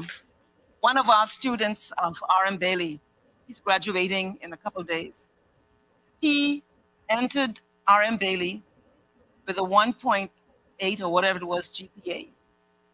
By the time he had finished, and in his speech, when he ended up with the highest GPA in R.M. Bailey at the time he graduated, and he made the point, it's not where you start, because he started 1.8, it's where you finish. And he is now graduating from his university, which is one of the historically Black colleges, magna cum laude. This is a real story. And I might as well tell you, he come from Angliston, okay? But I mentioned that for a reason, because he did not have a silver spoon. He got an opportunity. This conference that we're engaged in right now seeks to incite your leadership. This input by the Alpha Phi Alpha fraternity is igniting the fires in our young people. Y'all know you're that plenty fire. Plenty fire. And you have so much to offer this nation and this world. I said, and the world. And so this conference and the scholarships to follow for the successful applicants is more than about a string of words. It is the essential stimulus to unleash the incredible potential that our young people possess. I believe this. That young boy at R.M. Bailey proves this. And so this engagement is invaluable. I wish to welcome the chairman of the board and the president and CEO of the Martin Luther King Monumental Foundation for being here and demonstrating his belief in the importance of this event and its meaning to our young people. I thank all of the college presidents who are here. I thank all of you for believing in Bahamian young people.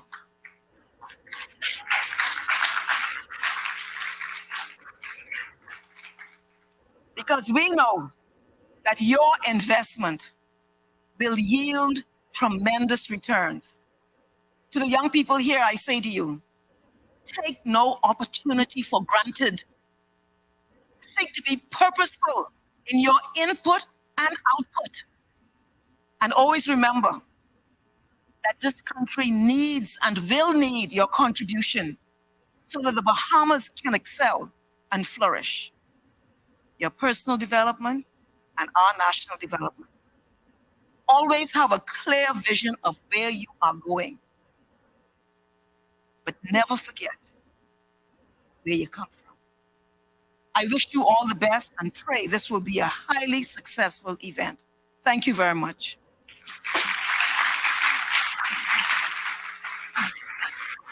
One more time, round of applause. Thank you so much for that. It was great, inspiring and everything. All right, guys, who's ready for the next speaker? All right, guys, we are super excited to have Dr. LaTonya Collins.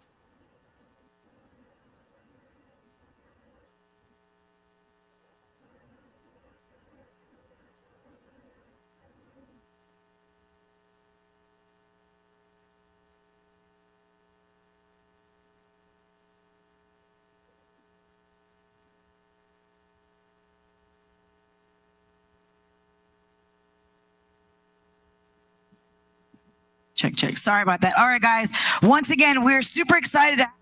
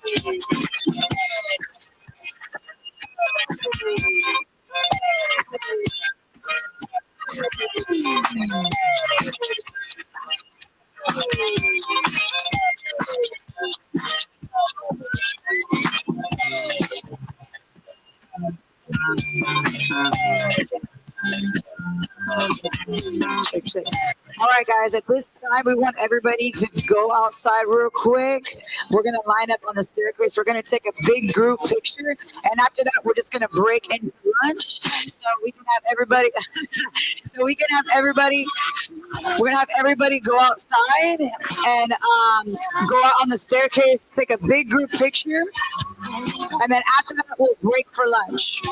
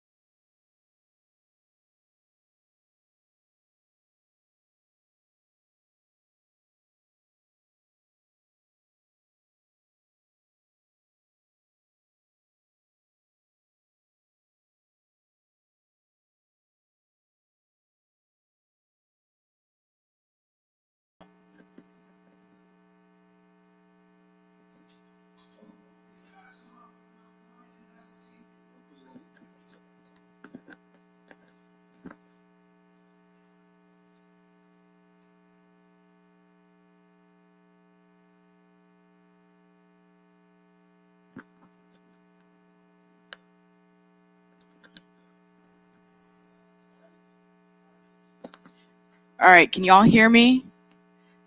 Y'all can hear me? Okay, drop a 1 in the chat if you can hear me.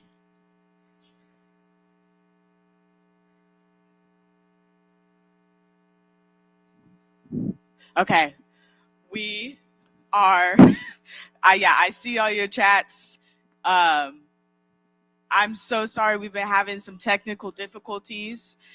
We're trying our best to get back online. In addition, the Prime Minister and the Education Minister wanted to take a group photo with some of our kids who are in person. So we are going through that as well. But we are still here. We're going to give away some gift cards and we're going to get rolling. So I appreciate all of the energy in the chat right now. I got my little tiny mic going to kind of tune in with y'all. And once you do have lunch, please go get some food. I heard about y'all's empty bellies and only water. We're going to have to refuel when we get to lunch. So I want to give away some more gift cards. Again, I'm going to run my email at the bottom. But we're going to go based off of Miss Mortimer's talk. On social media, I saw a lot of y'all talking about study tips based off of social media and how you guys kind of cope with using social media. So I'm going to ask you some questions, see if you guys were listening. What TikTok dance challenge did we see the crowd get into? I know that might be a stickler, but if you're a real TikToker, you'll know. Drop it in the chat.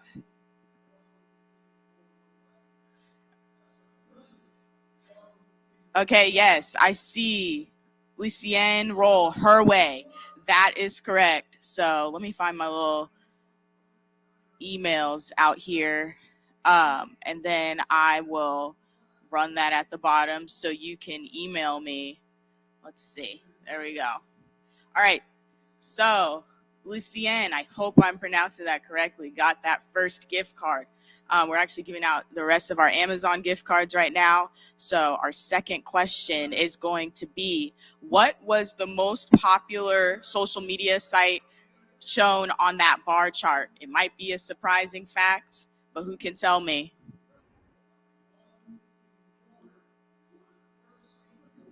All right, we have our first person, Brianna Duncanson. Facebook is correct. Brianna, email me at my email and you can claim your prize. Chris, who stepped away for a second, we had to tune back in. We had some schedule changes with the Prime Minister and the Education Minister, but we're back. We're not going to lunch just yet. We're giving away some more gift cards. So we had Brianna who gave me that second answer. We have one more. Sorry, Ricky, you got to type really fast. We have one more. What are some positive benefits to social media? Somebody tell me in the comments that she said, that she mentioned. Not what you think, but what she said.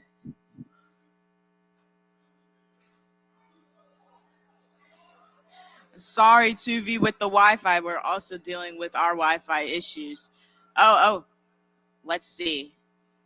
We have Leah Rawl, networking. That is one of the things that she listed. That is correct. So Leah, go ahead and email me. Not my Instagram. My email is running at the bottom. Shoot me an email. Let me know, and you can claim your prize. So I also want to kind of check in with everybody, see how y'all are doing. I know we had some hiccups going on, but drop a 2 in the chat if you're still with me. Drop an emoji. And let's see how everybody is doing. Okay, we have O'Shane still with me. Who else is still with me? Leah's still with me. Hannah, I know they are really quick. I don't know how they type so fast. Oh, we got an emoji from Janae. Atune, still with me.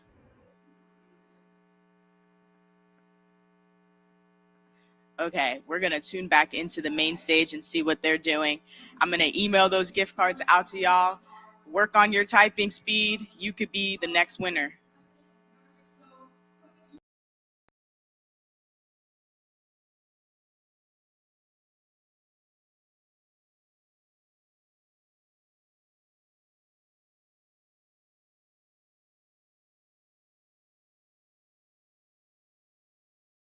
Became her career as a Harris-Stowe State University in 2016 in the Office of the Student Support Services. As Vice President and Chief of Staff, Dr. Stewart serves as the Principal Liaison and Senior Advisor to the President and as the Executive Leadership Team Leader. In addition, she provides strategic and operational support for the internal and external constitutions. The former Miss Jackson State University graduated from Jackson State University in 2003 with a bachelor's in communication studies. In addition, she holds a Master of Arts in Sports, bachelor's in communication studies and management from Lindendale University, and the Master Education in Counseling from the University of Missouri, St. Louis.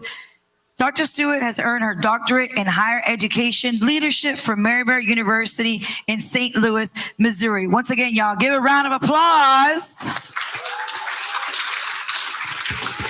Good morning, good morning, good morning. Again, I am Dr. Landria Stewart, and I have the honor of serving as Vice President and Chief of Staff at Harris-Stowe State University in St. Louis, Missouri. It brings me honor to bring you greetings on behalf of our illustrious President, Dr. LaTanya Collins-Smith, who's the 21st President and first woman President of our institution. You will have the opportunity to meet her a little later in this presentation. In 2021, nearly 1 million international students enrolled in U.S. colleges and universities.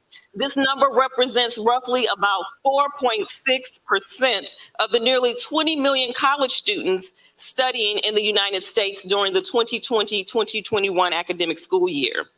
Students from around the world choose to study at colleges in New York, Florida, California, Missouri, and other state institutions. But paying for college sometimes poses a challenge for our international students. International students have a lot to consider when planning to pay for college in the United States. College continues to rise. The cost of college continues to rise in the United States. And according to the National Center for Education Statistics, students who attend out-of-state colleges and international students pay roughly around $27,000 per year in the United States to attend public schools. Those who attend private schools, the average cost can be anywhere between $32,000 and up. Today, I hope to share with you just a few ways that you can pay for college in the United States. So we're going to go to the next slide, and I'd like to introduce you briefly to our president and also the university that I'm representing, Harris-Stowe State University.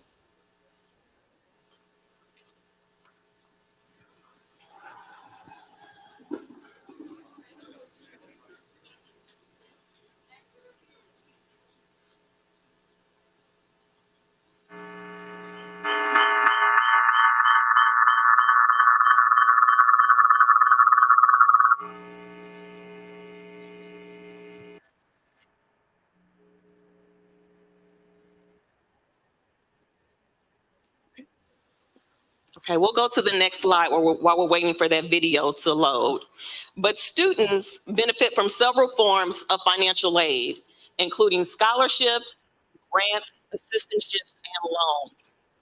Next slide, please. Unlike loans, grants, scholarships, and assistantships do not have to be repaid. Here are a list of a few grants that are available to our international students. You have the Fulbright grants for foreign students, grants from individual colleges and universities, grants from your native country, as well as grants from international organizations.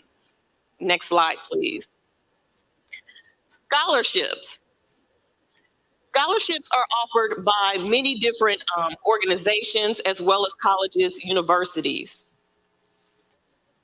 And you all have the opportunity to apply for some of those. A little later, Harris-Stowe State University, as well as a few other universities, will be offering some deserving students in the audience today some scholarships to attend our institution. Most scholarships are merit-based scholarships, meaning that they are academically based, but there are other scholarships for students that participate in several different clubs and organizations. In terms of merit-based, do you all know what we mean by merit-based? meaning that they're academically based. So we encourage all students to take the ACT or the SAT and to keep your GPAs high so that you qualify for many of these scholarships. So a few tips for applying for scholarships. Make sure that you brush up on your English and writing skills.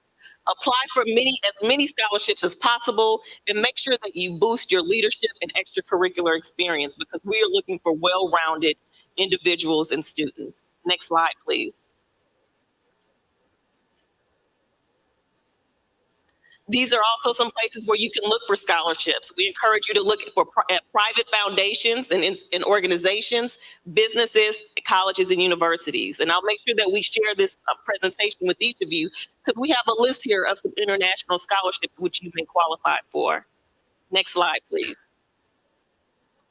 Here are some steps for Bahamian students to apply for scholarships at Harris-Stowe State University. The good thing is that there is no separate application. When you apply for admissions to Harris-Stowe State University, you are automatically considered for scholarships at our institution. But we want to make sure that you submit an application, that you show your proof of English proficiency, that you submit your official high school transcripts, that you take the ACT or SAT. A lot of schools now are test optional, but in order to qualify for many scholarships, we require that you take those standardized tests and do well on them. Submit a certificate of finance and also a copy of your passport or ID. Next slide. Some highlights about scholarships at Harris-Stowe. Nearly 65% of the students at Harris-Stowe receive some type of scholarship or grant. So that's a good thing for you all. Scholarships are not guaranteed, and priority is given to those who apply first. Also, as I mentioned, there's no additional application needed. And when you apply for Harris-Stowe and you submit all of your material, you're automatically considered for those particular awards. Next slide, please. So Harris-Stowe State University, we're located in St. Louis, Missouri, which is an urban city in the middle of downtown St. Louis. There's a lot of cultural activities and events that occur around the school. We're located close to the theater. We're located to the baseball stadium and as well as the soccer stadium. We are an NAIA school, so we also have sports and offer scholarships to those who are athletes and wish to attend school as well. The Board of Regents scholarships is what we will be offering some students later today. And our Board of Regents scholarships includes the cost of tuition and then also fees. So all you would have to do is figure out how you will pay for your housing. That's why it's important to make sure that you apply for as many scholarships as possible, both in your country as well as in the United States, because that can help cover the cost for your housing and room and board. Next slide, please.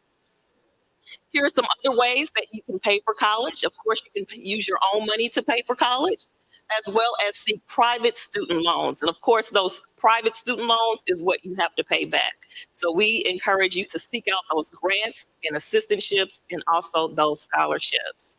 Next slide, please. These are just some other FAQs. While you are in the States, you can work, and we have several of our international students working on campus in various roles and capacities, whether it's a residential assistant, whether it is in our dining hall or in other capacities around campus. So you are eligible to work on campus. And then also, Harris-Stowe State University, as well as some other universities, offer a low cost of tuition. Many HBCUs tend to be more affordable than a lot of the other state colleges and universities, and also private colleges and universities. In fact, at Harris-Stowe State University, our tuition is just $226 per credit hour. So if you are looking at attending Harris-Stowe, you can go there for as little as, if you're in state, about $17,000 per year. Next slide, please. And so if you have questions about Harris-Stowe, if you have questions about how you can pay or finance your education, you are always welcome to contact the Office of Admissions at Harris-Stowe. And this is how you can get in contact with them. The best way would be to send them an email, which is admissions@hssu.edu. I also encourage you to follow us on social media. We are on Facebook, We're on Twitter, we're on Instagram, we're on TikTok, and our handle is @Harris-Stowe. And we have someone that monitors all of those pages and they can help you with answering your questions.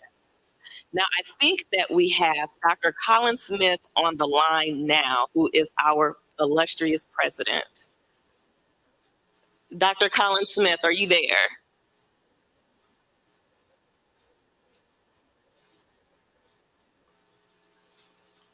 Morning.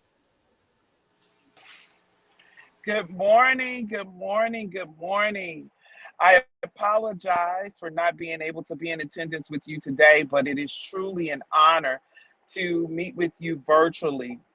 I am so excited as the president of Harris-Stowe State University, the only HBCU in the city of St. Louis, to be a part of the MLK Foundation Global Youth Initiative again, Leadership Conference again this year. And so I just like to say, if you are an institution where you have a name and you're not just a number and you want to be a part of a family, a small knit community, then Harris-Stowe is the place for you. And I encourage you to please stop by and visit with our two representatives that are there today. Dr. Alandria Stewart, our Vice President and Chief of Staff, who just finished presenting to you about how to pay for college. And then also Mr. Benny Gilliam Williams, who is the Special Assistant to the President. I look forward to meeting many of you. I also look forward to meeting our scholars, our Board of Regents scholars that will be awarded scholarships later today. So again, thank you. Thank you, Mr. Harry Johnson, for the opportunity to share the good news about Harris-Stowe. And I look forward to meeting all of you. Thank you so much.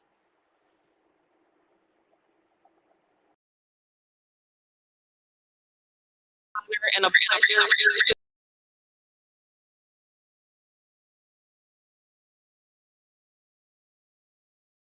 Hallway, if you like so please stop by. I look forward to getting to know each of you. Thank you very much.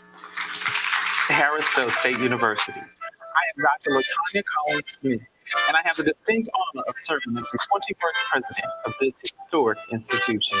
Harris-Stowe is a preeminent, career-focused, and trailblazing historically Black university in Missouri, serving students of diverse ethnicities and backgrounds who want a rich, innovative, and engaging academic experience.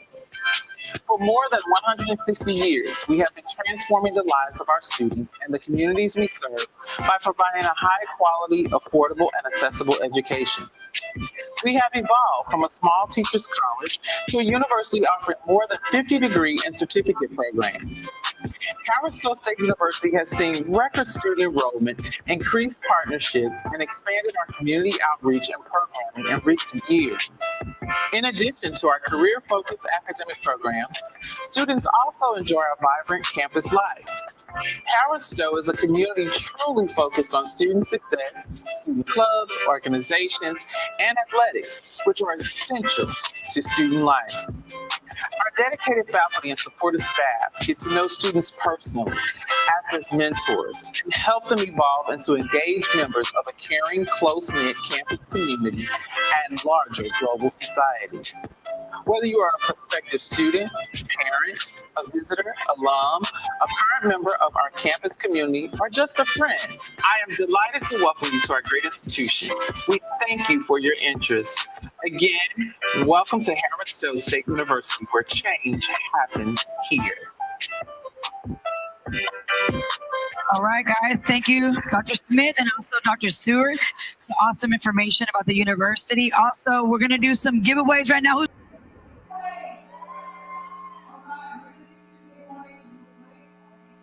All right, I'm back. Drop an emoji in the chat if you can hear me.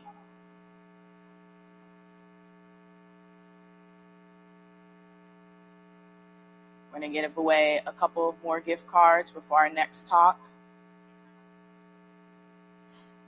All right, thank you, Joshua. Okay, hey, I'm back. We got some good stuff from our friends at Harris-Stowe State University. I want to ask you some questions, see if you were listening. Make sure you email me if you are picked. If you see your comment come across on the screen, make sure that you email me. I only had one person from the last round email me. So, you know, if you don't claim your prize, I can't send it out to you. So make sure that you're emailing me if I pick your comment. So first question, can somebody tell me in the comments how many students at Harris Stowe receive undergraduate aid? I'm looking for a percentage.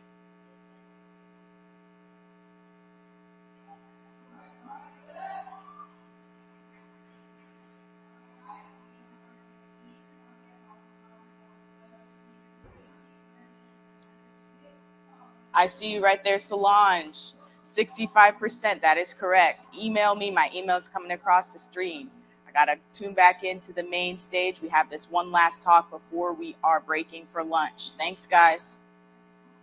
And forward-thinking visionary. Smothers is committed to building upon the intuition, strong and historic legacy while advancing its missions to new levels of excellence. His focus is on strengthening academic programs, enhancing the college's local and national presence, growing enrollment, increasing donor giving, and better equipping graduates with the qualifications, skills, and resources that would allow them to complete and globalize 24th century marketplace. So once again, guys, please put your hands together and give it up for Dr. Roderick L. Smothers, Sr.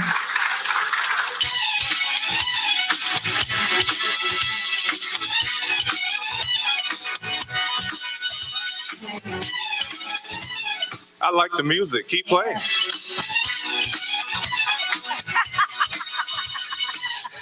All right. Thank you, Madam DJ. Good morning, everyone. Good morning again. It's so great to see you. And from this vantage point, I must say that you look absolutely beautiful. Turn to the person next to you and say, you look beautiful this morning. All right. I know you mean that, right? All right. All right. So again, thank you so much for that very generous and gracious introduction. I'm Roderick Smothers. I have the honor and privilege of serving as the 14th president at Philander Smith College. Philander Smith College is an HBCU in Little Rock, Arkansas. Some of you all may know some of the students there at Philander Smith already. They said they've been talking to you. Currently on my campus, we have over 30 Bahamian students. And so after we leave here today, those 30 Bahamian students are going to start reaching out to you all and telling you about their stories and their experiences, because even though I can stand here and tell you all about the Philander experience, no one can tell you better than your peers. And I'm going to mention a couple of them in my talk today. I want to thank Dr. Harry Johnson, the president and CEO of the Memorial Foundation, all of the board members who have come here with him today, and the outstanding MLK Memorial Foundation team. Let's give them all a round of applause for putting this together today. What a beautiful program. I want to also say thank you to the men of Alpha Phi Alpha Fraternity Incorporated, which just happens to be my fraternity. All the alphas in the house, let me hear you say 06. All right, I was thinking you were about to let me down for a second. All right, all right. So I want to tell you a story today. It is one perhaps that you have not been told. Everyone stand up with me. I want you to repeat with me the words of this very short poem. It's short, I promise. Everybody standing up? Everybody ready to do this? I want you to repeat after me. Say, I only have a minute. Only 60 seconds in it.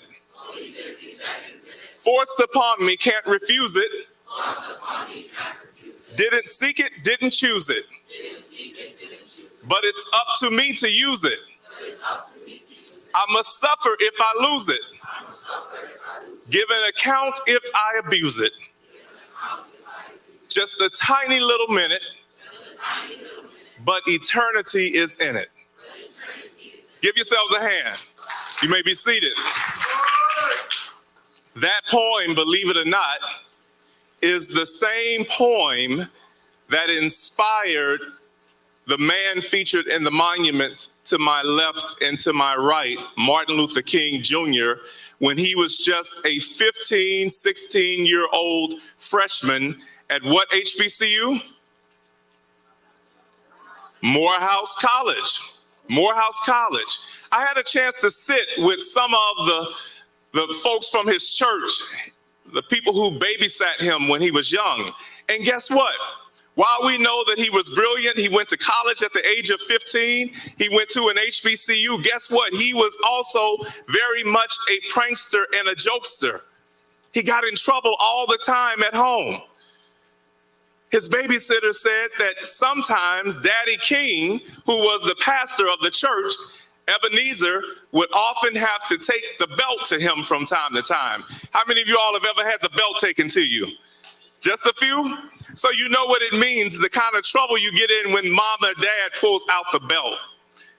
Martin Luther King got to Morehouse College and he sat in a room very similar to this one. His president at that time, Benjamin Mays, would make his students recite the poem that you just recited. I only have a minute, only 60 seconds in it. Forced upon me, can't refuse it, didn't seek it, didn't choose it, but it's up to me to use it. I must suffer if I lose it, give an account if I abuse it. Just a tiny little minute, but eternity is in it. He decided at that moment, sitting in that chapel, that he would spend his life dedicated to serving those who had been disenfranchised. In that moment, he realized one of the most important reasons that human beings often never realize: his purpose on earth, his purpose in life. I say to you today, students, my beautiful students, what will you do with your minute? Martin Luther King's minute only lasted 39 years. Only 39 years, but in those 39 years, he embarked upon a movement that literally changed the world. And today, people go around quoting him, reading from his speeches, trying to mimic the things that he did during the civil rights movement, where he fought for equal rights for all people. And here you sit today in this auditorium, you've heard the same poem, you are the same ages primarily, and so I ask you today, what will you do? What will you do with your minute?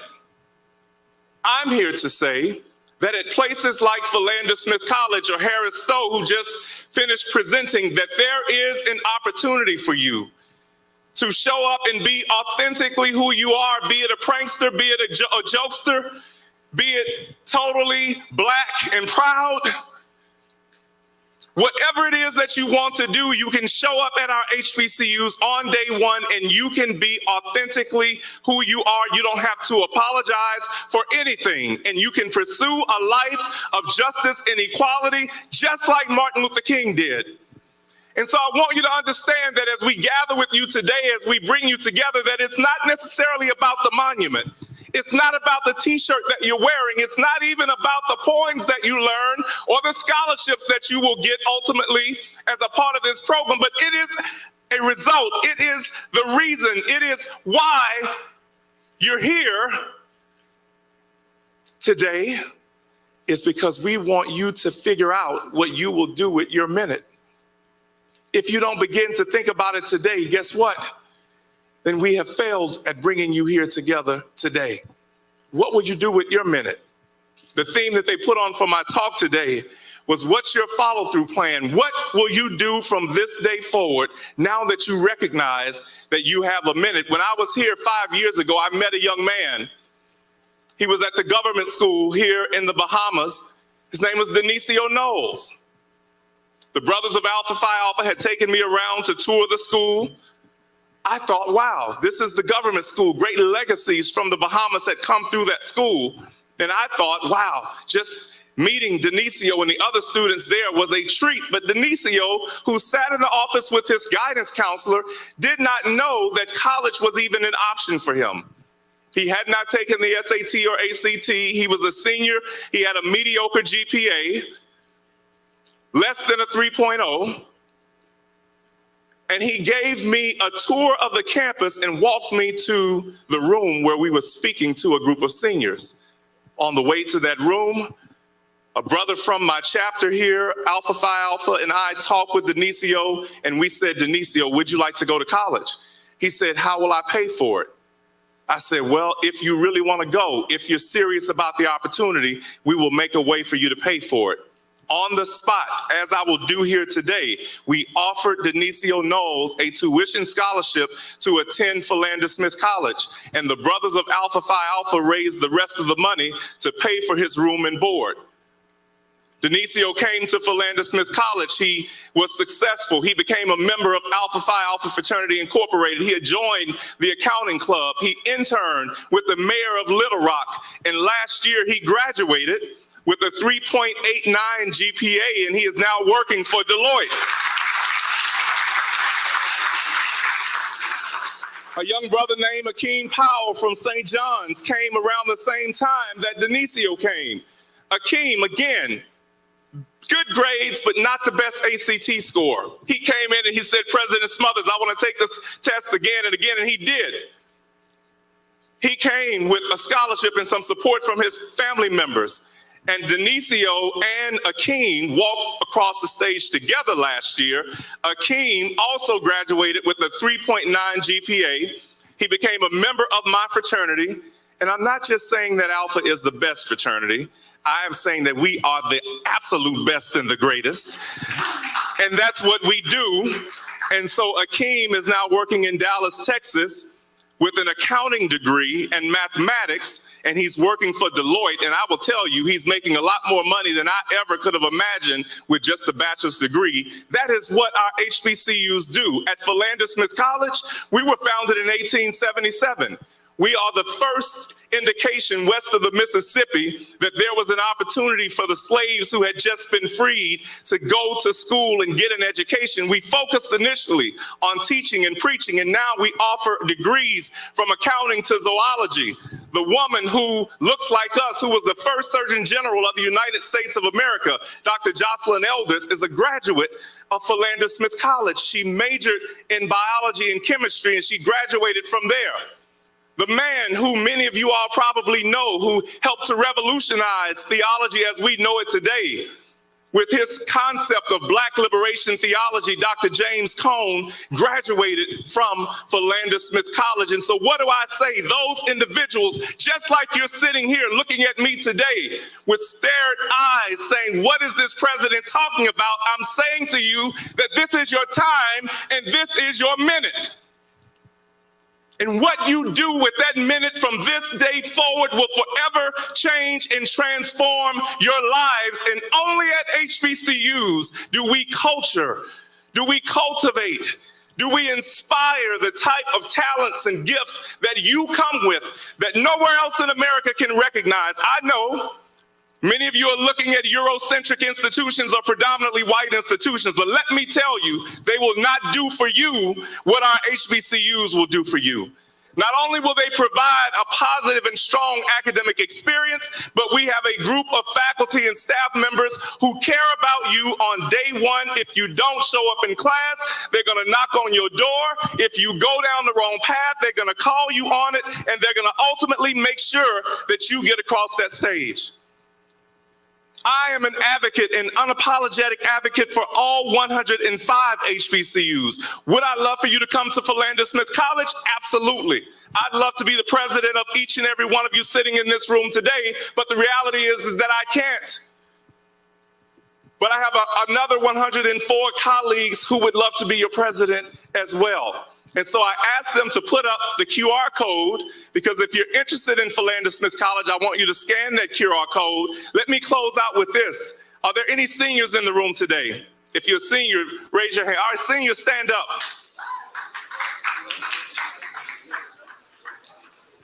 At Philander Smith College, we offer several types of scholarships. And because we are a member of the United Negro College Fund, or what we often say the UNCF network, we're able to do creative things with our scholarship packages. All right? And so today I have a set of business cards. I have about 20 of them. These 20 business cards for you seniors represent opportunity. All right, they represent opportunity. I'm gonna ask my brothers to grab a couple of these cards from me. They represent opportunity. Let me give some on this side. If you take one of these business cards, then it means that you're looking for an opportunity. Now, let me tell you, seniors, and this is not just for seniors, actually, it's for juniors as well. If you're looking for an opportunity and you're serious about it, if you're serious about going to college, I don't care what your GPA is. I don't care what your ACT score is. I just care that you're looking for an opportunity, that you're looking for a way out. We have a summer bridge program at Philander Smith College that allows students to come in with a 2.0, with a 3.0, with a 15 on the ACT, with a 25 on the ACT. And they come into our bridge program. It's a 6-week program. It's highly intensive, but they finish and they become excellent students. Denicio and Akeem were summer bridge students. And so if you're looking for that opportunity, I want you to take one of my business cards. Now, the business cards will do two things. It will give you access to me, and I will be your personal guide to help you to get aligned with the HBCU of your choice. Mind you, remember, I'm not saying just Philander Smith College. I'm saying that I'll help you go to Houston-Tillotson. Dr. Edmond is here today. I'll help you go to Harris-Stowe. I know the president very well. I can help you to get into any HBCU that you want to get to. The only condition is that if you take my card, you have to want to go to an HBCU. That's condition number one. Condition number two is that if you think you want to go to Philander Smith College, I want you to visit our website at www.philander.edu. www.philander.edu. It is on my card. It is on my card. Now, who's looking for an opportunity? Okay. Okay. Of all of the hands raised, who would really like to attend Philander Smith College? Okay. Let me come up the side here. I gotta see your faces. I have to read faces. Let's see. This young lady here, I like your smile. Step out into the aisle with me. What is your name? Kiara Roll. Kiara Roll.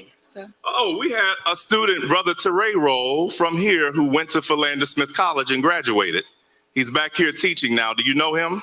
No. What school do you attend? Nassau Christian Schools. Nassau Christian Schools. Do you have a pretty good GPA?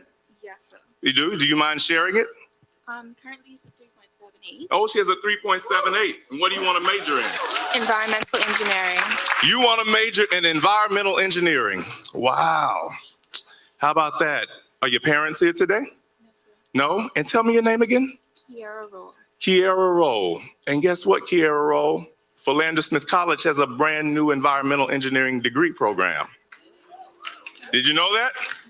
See, I think it was meant for you to meet me today. Well, if you're serious, Ms. Roll, if you are absolutely serious, today, your minute begins. Today, I want to say to you that as president of Philander Smith College, I would like to invite you to attend Philander Smith College, and I would like to offer you a full presidential scholarship.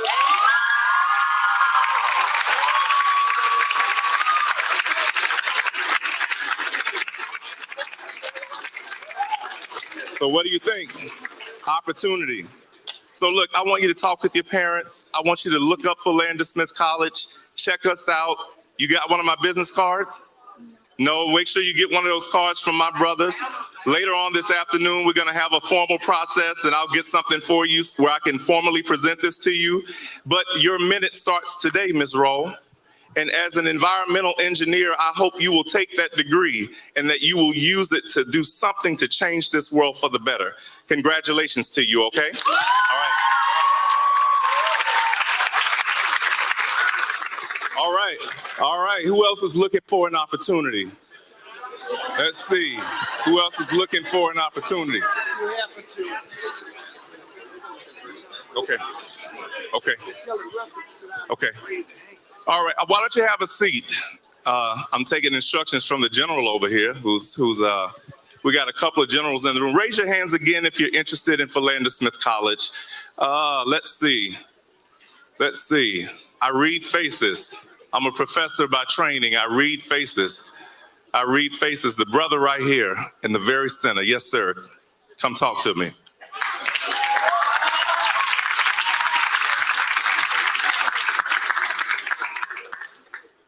How you doing? I'm good. You good? Yes, sir. What's your name? Andrew Dean. Andrew Dean. Yes, sir. All right, where you from? What school? C.I. Walker. Senior high school.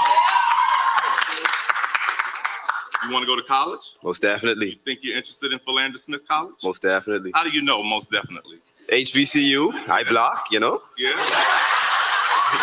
HBCU, you're black. Yeah, you brother, you and I are both black. We can't deny that, can we? What do you want to major in? Civil engineering. Civil engineering. So the same thing, you know, environmental and civil are the same thing. You have good grades? I do well. You do well? Decent. It's decent. Tell me. You can share that. 3.43. This is a 3.43. Yep. Notice I didn't ask about any score now. Remember this. All right, so Dion. Dean. Yeah, Dean. Today is your lucky day. Yes, sir.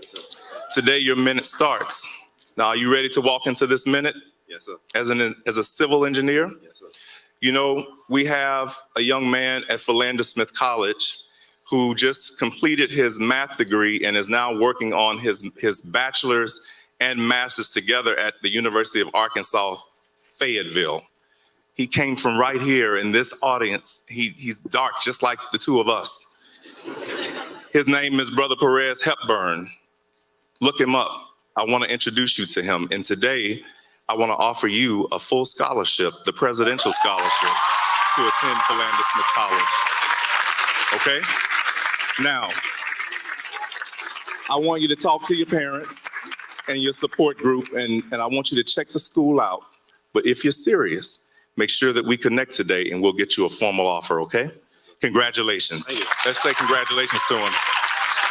My time is up, and they're telling me that I'm going to be awarding some scholarships later, but if you are indeed interested, get one of those cards from my frat brothers who pass them around. Let's talk between now and the afternoon sessions. I'll be here for lunch. I'll be here this afternoon. Let's talk about the opportunities that exist for you at Philander Smith College.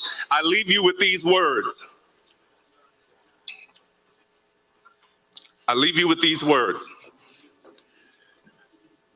Your Prime Minister said it, your Minister of Education said it, and I say it to you as well. There is absolutely nothing that is on the radar of achievement that you cannot achieve. The first step towards doing it is simply acknowledging that you want to do it and having someone who is willing to open the door of opportunity for you to make it happen. Brother Johnson and the folks from the Memorial Foundation have brought you here today for that purpose, to open that door of opportunity. And in the name and in the spirit of Martin Luther King, I leave you with these words. Martin Luther King says that if service is beneath you, then leadership is beyond you. And I want to say to you today that as you consider your opportunities at our HBCUs, consider those opportunities and how you might go out and serve the Bahamas, serve the world, so that you can ultimately become the leaders that our communities so desperately need. I love you. You look great. I would love to be your president at Philander Smith College.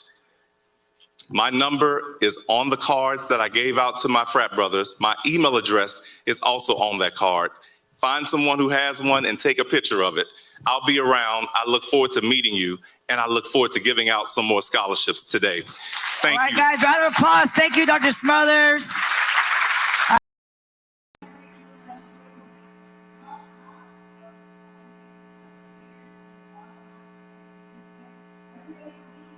All right, guys, I'm back. It is now what you guys have been waiting for. It is time for lunch. I just want to address some of the comments first before we officially break for lunch. For those of you who are worried about the scholarship consideration, do not worry. At the end of this presentation, we will be having scholarships presented to everybody, including all of the virtual folks. So make sure that, hello, Tens. I'm just seeing your comments. So yes, you will be considered for scholarships. Please do not worry. We will have all of y'all being considered later today. We're gonna break for lunch. We will be back at 12:30. So make sure you're getting your food. You're getting refueled. You'll be able to tune back in with us at 12:30. And again, I can't see any of you guys, so I appreciate all of your comments. I'm feeling your energy, and I'm going to get those gift cards out to those who sent me their email with their name in it during lunch. And most of you guys who sent me an email will be getting those back. So go ahead, go to lunch. We will see you back at 12:30 and rested and recharged, and we'll see you then.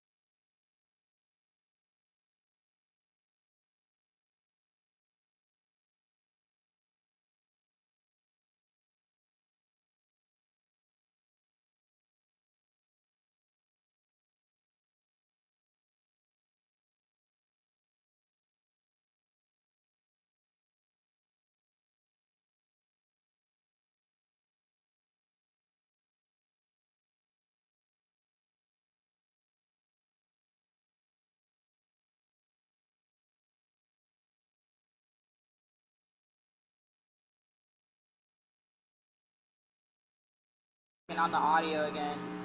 I shouldn't have turned the pack off, but I did. Huh? Okay, well, they said I did a test, and they said they couldn't hear me. Okay.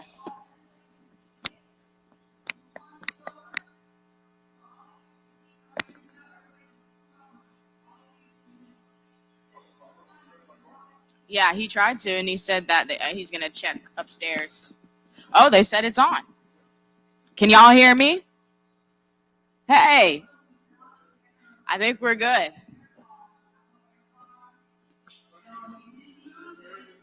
We're good. We're good.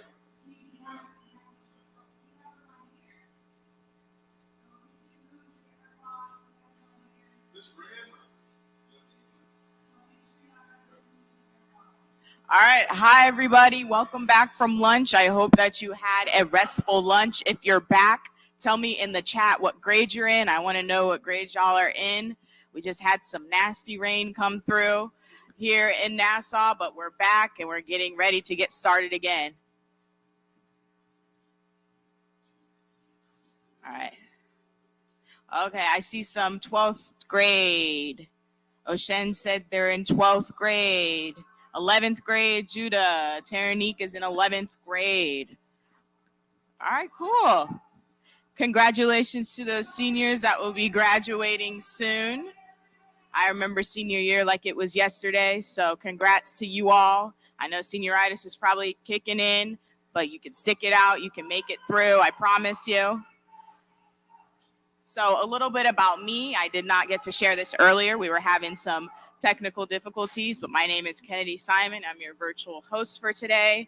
My pronouns are she, her, hers, and I am an intern with the Memorial Foundation, which is based in Washington, D.C.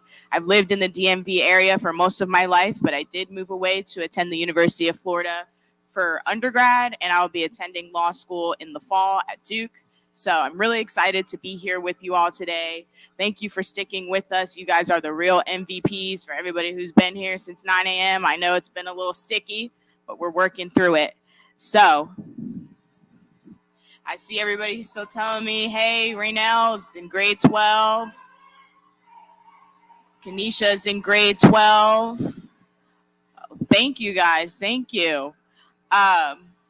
So yeah, looking back on my journey to where I am now, I really wish that I would have had an event like GYLC.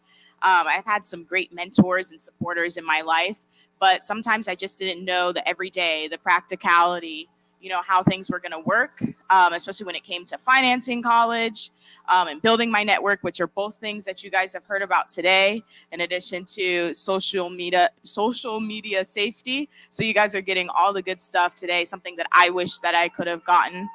But we're going to get back into some giveaways. We have a couple of more gift cards to give out. We're going to start with some Apple gift cards. So everybody get your typing fingers ready. I want some more of y'all to be able to win some gift cards. I know Ricky was in the chat a little salty that he hasn't been able to get any. So this is for you, Ricky. I hope that you can get one this time. So $20 Apple gift cards. Here we go. The first question, this is going to be based off of Dr. Smothers' talk, so hopefully you guys were listening. It was just right before lunch, but here we go. Where did Martin Luther King Jr. go to college? This should be an easy one, so tell me in the chat. Remember to include your name in your answer.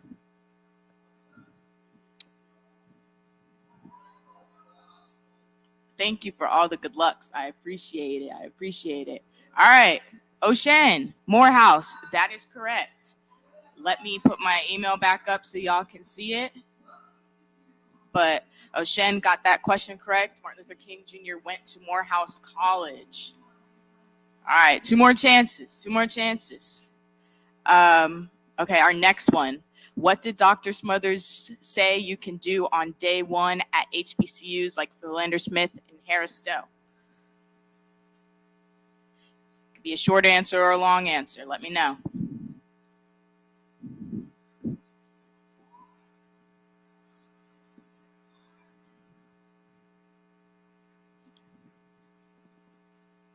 All right. Let's see what we got.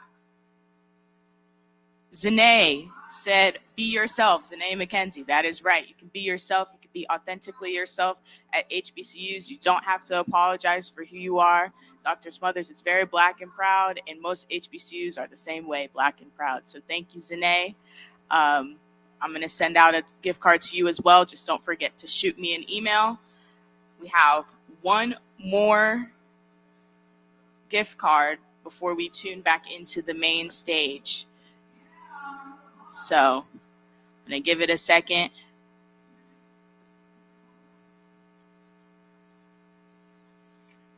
All right, this one might be a trick question, so hopefully you were listening. Third question. What did one of the former students from from Philander Smith, Akeem, study at Philander Smith? I'm looking for a specific major.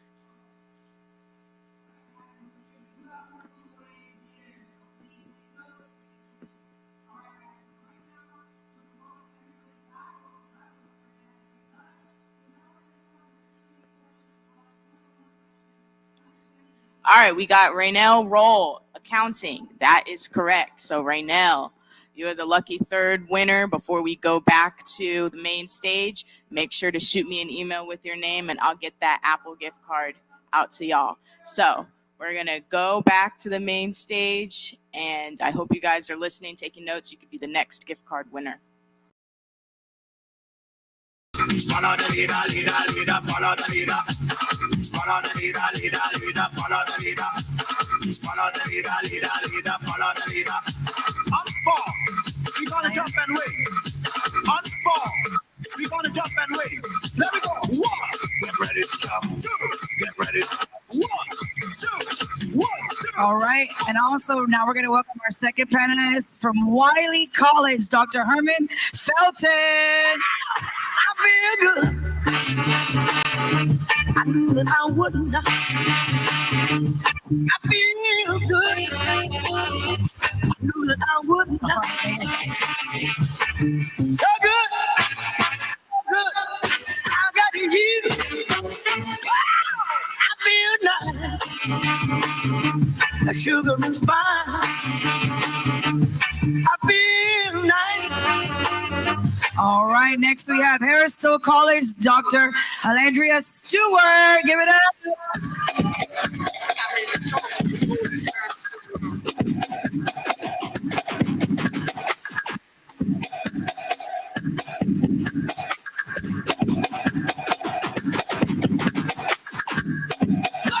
We run this mother. Yeah. Girls, we run this mother. Yeah. Girls, we run this mother. Yeah. Girls, we run this mother. Girls run the world. There she is. Round of applause for Dr. Alandria Stewart. All right, next we have Dr. Candice Lockhart Bastine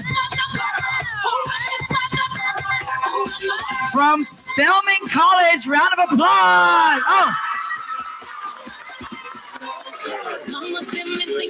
All right. All right, guys. So please introduce yourselves to the students. Like, I guess I'll go first. Hi. Hi. Oh, hi, everybody. I'm Dr. Candice Lockhart Bastian. I am a general dentist here in Nassau, Bahamas, and an alumna from the illustrious Spelman College. I'm so happy to be here with you today. Nice to meet you. And good afternoon once again, everyone. I am Dr. Alandria Stewart, and I currently serve as Vice President and Chief of Staff at Harris-Stowe State University in St. Louis, Missouri. I'm also an alumna of Jackson State University in Jackson, Mississippi. And good afternoon, everyone. Once again, I'm Roderick Smothers. I am the president of Philander Smith College in Little Rock, Arkansas, and delighted to be here today. all right, guys. So we're going to get started with our first question. What was your best experience attending an HBCU? For me, I would have to say going to Spelman, which is the one of two historically Black colleges that are just for women. I would have to say the sisterhood. And when I tell you the sisterhood is really international, last week I had an opportunity to go to Jamaica and connect with a sister who I hadn't seen in about 6 years. And it was just like time had never passed. And in all facets of my life, I can find that I can lean on that sisterhood, whether it be for support or just encouragement. I find that that has been really special and the most important part of my HBCU experience. All right. I would say I enjoyed the community-like atmosphere and environments at Jackson State, as that is at many of our HBCUs. The students, the faculty, staff, everyone knows you by name. You're not just a number. And so I enjoyed that personal experience and the personal relationships that I was able to form with my colleagues, with my faculty. So that really helped me with my HBCU experience and what I most enjoyed about it. All right. Thank you. And I must disclose something, and you're not going to believe this. I did not attend an HBCU. I went to Louisiana State University. However, I spent most of my days at Southern University because that's where my wife was in school. And so it was there that I actually learned about the HBCU culture. Now, fast forwarding, I received my PhD at the age of 29. Got an invitation to work for Dr. Ernest Holloway at Langston University, which is one of the HBCUs. And I have forever worked at HBCUs and committed my lifetime to only working at HBCUs. And so that's where I've been for my 9th year as president at Philander. And I hear the alums talking about the same thing that these two lovely ladies have mentioned here today about their HBCU experiences. It is a family experience. And more than that, it is the ongoing relationships that you develop at HBCUs that last a lifetime. And I would say the final thing that you get in our culture and in our environment is this notion of other individuals who look like you, who come from the same backgrounds that you've come from, who hold you to high expectations. We set the bar very high at our HBCUs, and we expect you to deliver. And so that's what I was saying to the students out in the hall. We don't have time for those who may not be serious about pursuing an education. There's too much going on in the world today for us not to be serious. But if you're serious, then the HBCU is the place for you. And as you can see, we produce amazing graduates who go on to change the world for the better. All right. This next question is really a good one. What is one piece of advice you will tell your younger self? I don't mind starting off with that. All right.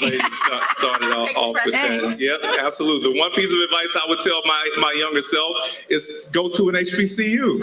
All right. Right? So again, mine is about affordability. I will say that to you. I didn't have a choice.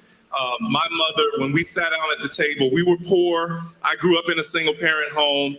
My mother sat us at the table and she said, look, baby, I don't have money to help you go to college. So we're going to have to go with the institution that offers you the most money. And so for me, LSU was that place.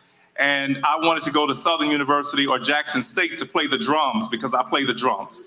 My mother said, no. She said, you're going to LSU, and that's where I went. So if I had to tell myself from 40 years ago something that would change my life today, here is what it would be.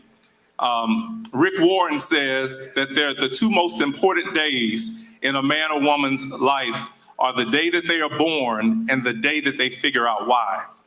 I discovered my why at the age of 29, and that why was to forever work to make sure that young folks who look like you have an opportunity to go to college and to never allow affordability to be the issue. I've have never been one to buy into this notion that our kids can't perform or that they can't meet the academic standards. What will hold us back from time to time is just not having all the resources. And so my life's work is committed to making sure that young folks and my HBCU counterparts are committed the same way, making sure that you have not only the commitment from us to give you the access to the opportunity, but the financial help to help you to get there. So I tell my younger self to start working for HBCUs as soon as you can, because if I had done this a little sooner, I'd probably be a lot farther along in my life. And my mom actually says I'm doing all right. So thank you. All right. We actually brought a drum kit right now outside. So You did. I just kidding. I'm ready. All right. Dr. Smothers has been preaching to us all morning. And so I would tell my younger self to trust his plan for your life. And who I mean by his, I mean the man upstairs. Sometimes I'm a planner and I like to have things planned out. I like to know what's next, where we're going, what are we doing. But sometimes when you plan things for yourself, they don't go always according to his plan, but they go according to our plan. So trust his plan for your life. What he has for you is greater than what you could ever imagine, whether that is attending school. You might have a certain plan for where you want to go to school and what you want to do, but if you trust him, he will lead you to where you were supposed to be. And I'm hoping that that will lead you to one of our nation's HBCUs. All right. Before I say mine, is everybody here from the Bahamas? Yeah!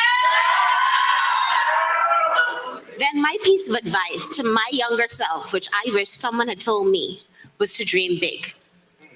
In the Bahamas, I feel like we look at specific professions as the only way to be successful. You gotta be a doctor. You gotta be a lawyer. And for me growing up, I'll be honest and say that was the trajectory of my life, the way that I was pushed. But it wasn't until I got to Spelman that I realized, wow, there's so many opportunities, so many other careers out there that I could be successful in. For example, engineering. Women in engineering, women in STEM, not talked about often enough. Not talked about often enough. Entrepreneurs, women in entertainment. The ceiling for us is honestly limitless. If there's no ceiling, we can do anything we put our minds to. So if you feel like someone you need to fit into a certain box to be successful, I want to tell you that's not true. That's not true. And if you just open your eyes a little bit bigger, connect with people who are maybe outside of who you would normally hang out with, you will see that the world is actually so big, but for you it can be so small. So that's what I would tell my younger self growing up in the Bahamas, to dream big. That's amazing. Okay, next question. How did you navigate your HBCU financial aid experience? Right. I would say, so I'm from the United States, and we in the United States have a lot of different college tours and opportunities to visit different colleges and universities. So if you are able to visit another college or university, make sure that you do that. Nowadays with technology, you can do those visits virtually. So I would explore the different colleges and universities that are available to you, both here on the islands and then also in the United States. I was able to attend Jackson State on a scholarship. Jackson State was not on my radar. I knew I wanted to attend an HBCU, but I went there on a college tour. And while there, I met some amazing people. I was able to form some relationships with those people on that particular tour, and they offered me a scholarship on the spot. And so my parents said, that's where you're going. And so it wasn't my first choice, but it was the best choice for me. And so when you accept different scholarships, it helps you when you graduate because you don't have to pay all that money back. And you're able to live a different life when you graduate instead of having to pay student loans or different types of aid back. And so I would definitely say visit and explore and research different colleges and universities. All right. That's a solid piece of advice. Something that I would definitely recommend as well. For me, coming from here, I will say that student loans for most Bahamians in the U.S. is not really an option, but scholarships are definitely out there. I actually received a scholarship from Philander Smith. I received a scholarship from Florida Memorial, several other HBCUs, but in the end, Spelman didn't give me no money. But I felt like I really wanted to be there. And what I did was I applied for the Bahamas Government Scholarship. There were several other scholarships out there, like the Lyford Key Scholarship. I can't remember all of them at this time, but there is money out there to further your education. There's educational funds as well from the schools, because the schools see something in you and they want you there because you're bringing something different to the table. So I have a friend who, as simple as writing an email to an admissions officer that was so profound and so moving, was able to get a tuition waiver for his matriculation through college. So don't be afraid. It may seem like a lot of money, but there's money out there just for you and people willing to help you. So don't be afraid to ask. I think that's very good advice. I think it's very, very good advice. There are 4 types of aid that we typically pursue, and these experts have mentioned all of them. You mentioned the money from the Bahamian government. So the HBCUs who are here represented today, and those who will be here, I know next weekend with the men of Alpha Phi Alpha, they are all a part of the program with the Bahamian government where there are scholarship and grant opportunities offered to you, Bahamian students, and the deadline for that is March 30th. And so be on time with applying for the aid that is rightfully yours as taxpayers in this country. The other part is private, right? There are numerous private entities out there. We leave money on the table every year because our students just will not apply.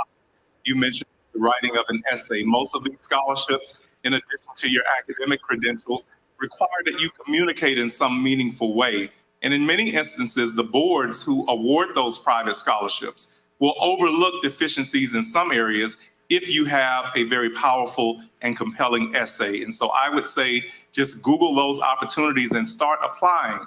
You have nothing to lose by applying. And then, of course, there are the funds that are offered through, and if you're part of the private school network, we use United Negro College Fund. If you're part of the public HBCUs, they use the Thurgood Marshall College Fund. Both of these umbrella organizations have scholarships for which you can apply as soon as you are accepted to one of their institutions. So if you are accepted to Philander Smith College, you are automatically eligible now to go and create a portal through UNCF. And UNCF, it's uncf.org. They will allow you to apply for scholarships that come under their umbrella. And finally, the institutional aid. Many of our institutions are offering scholarships because we know that we have to compete.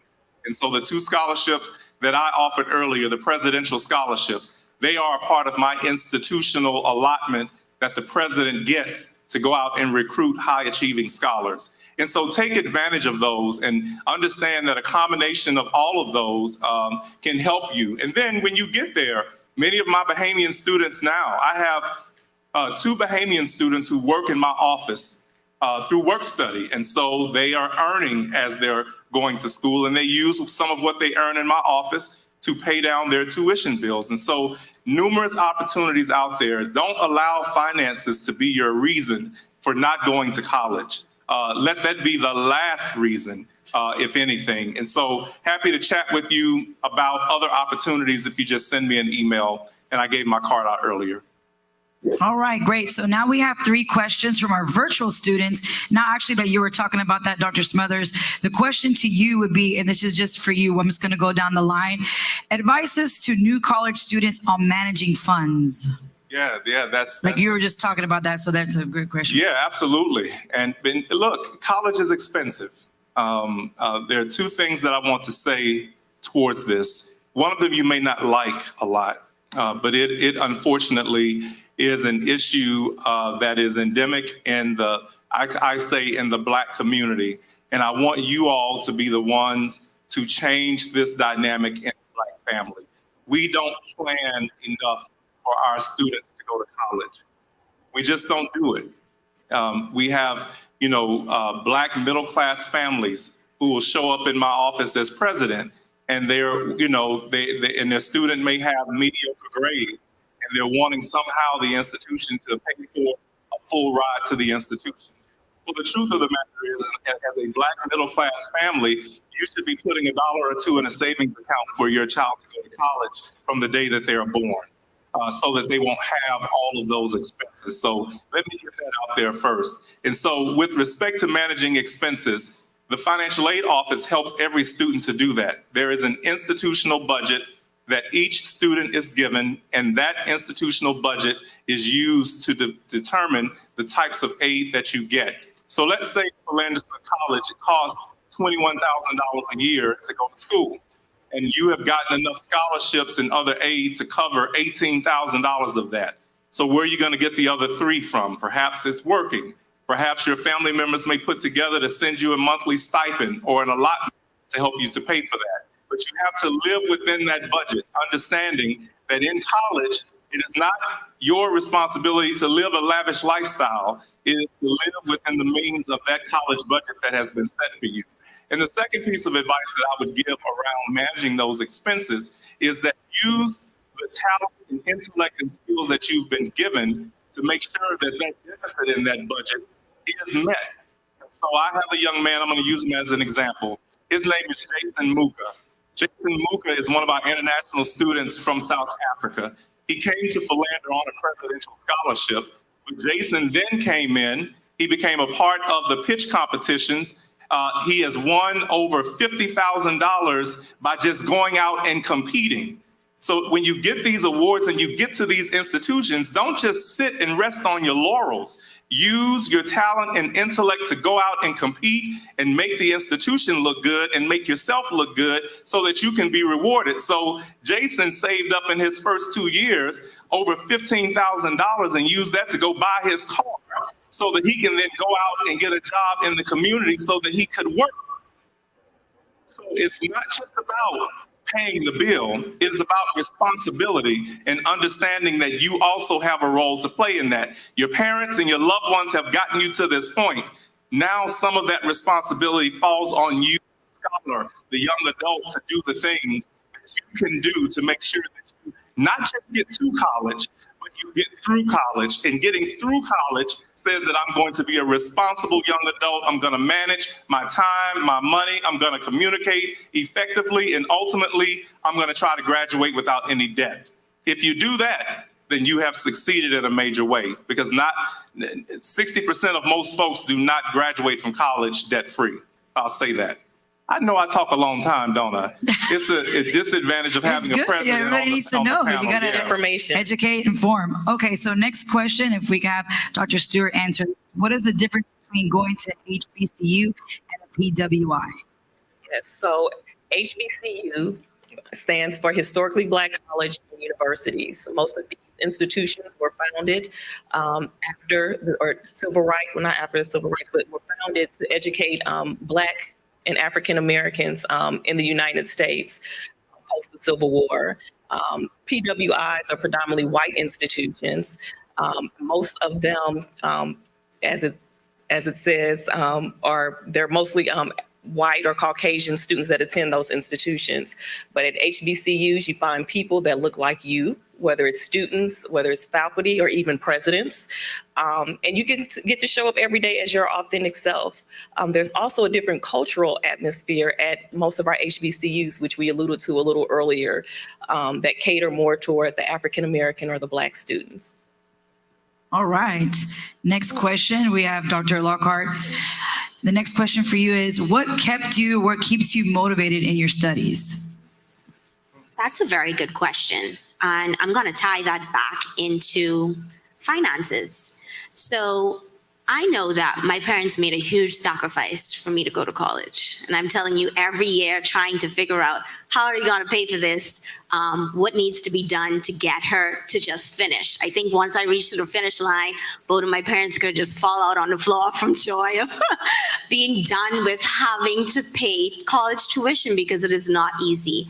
And for me, as a student, I carried that with me every day, because it's not only just about me. You know, we have the help of our family, and we also carry their dreams and their ambitions for us as well every day.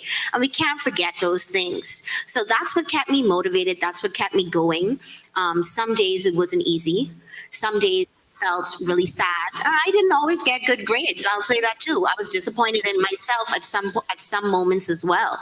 But finding your why is so important, and allowing that to keep you motivated to push you through, because there will be dark days, there will be challenges, there will be things that just feel like you're just not able to overcome. But if someone else could do it, if I could do it, if both of my esteemed panelists could do it, look at them, you can do it too. And using that as your motivation to push you through, that's all you need. Wow, very well said. Round of applause. That's awesome. So I think we have a moment for only 2 questions from our audience. So if you have a question, we have time for 2. So does anybody have a question for our amazing panelists up here? We have it right here in the front. And then we have, I guess, another one over here because I can't see that well.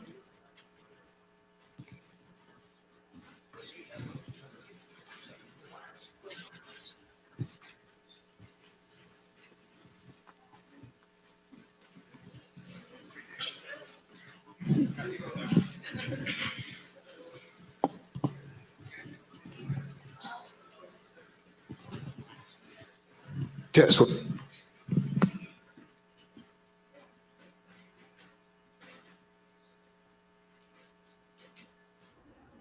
Hello? Okay, good afternoon. My question is, sorry.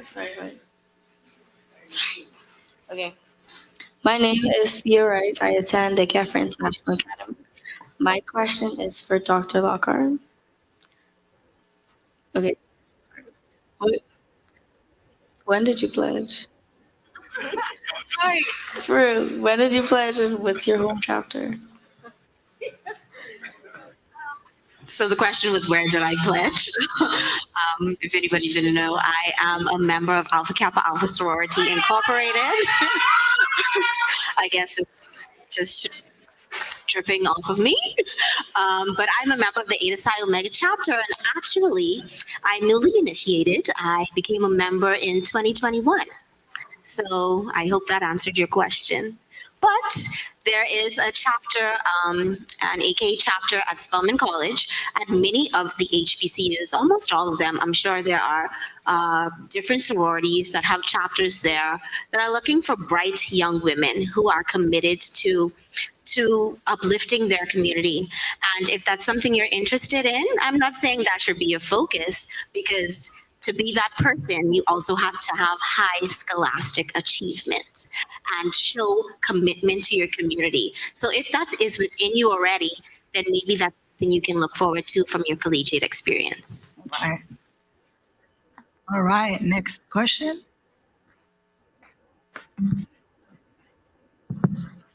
Thank you. My name is Tito Colley. I'm from Genesis Academy. My question is actually for the 3 of you.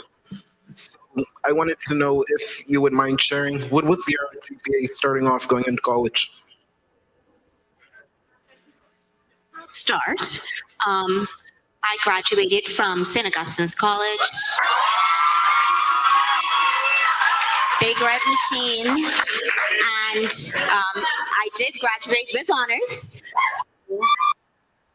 I believe my GPA was around 3.5 or somewhere around there, coming out of high school, going into college.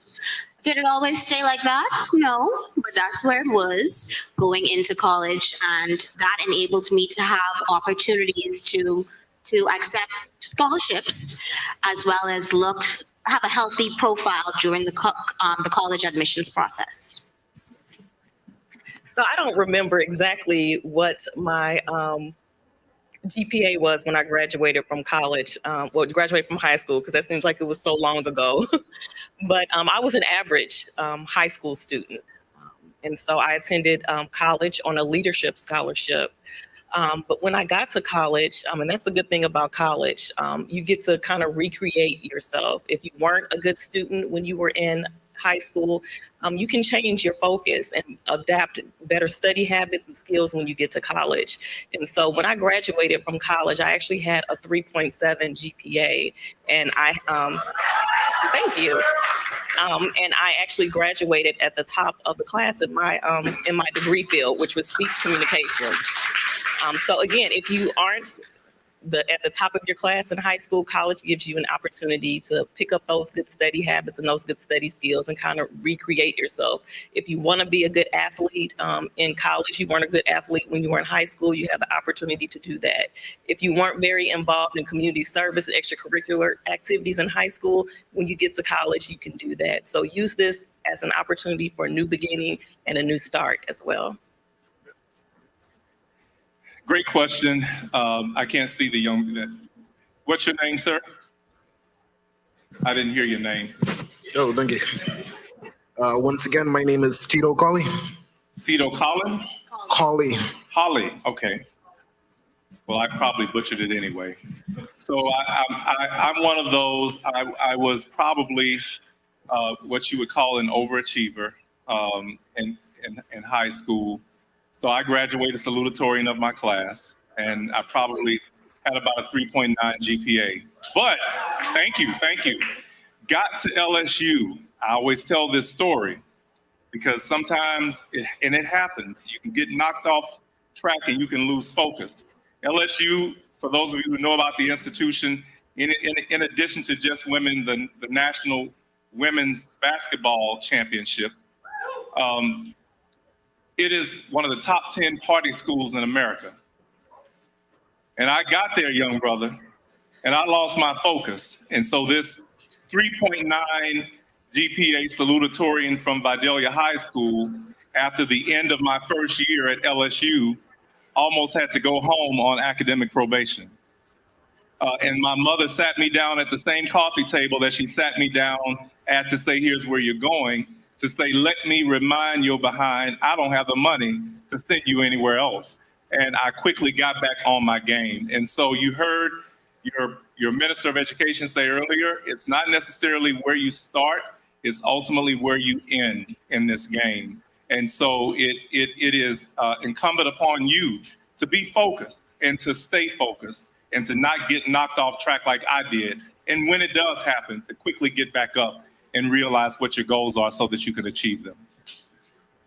All right, guys. So once again, I want to thank our amazing panelists here, Dr. Roderick L. Smothers, Senior, round of applause, Dr. Landria Stewart, and Dr. Candice Lockhart Bastian.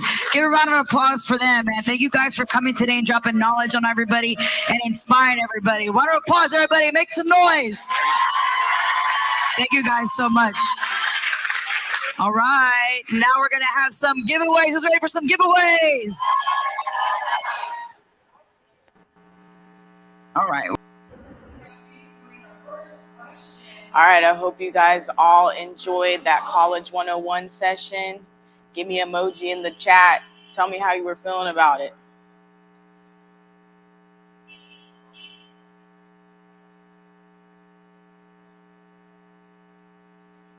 Okay, I see Dirianio. Thank you. Alrighty, 10s with the pumpkin emoji and the hands emoji. Feeling it. Alrighty, so finding the right college is no easy feat. So it's really good to take in a multitude of perspectives when trying to figure out what's best for you, which is exactly what the College 101 session provided.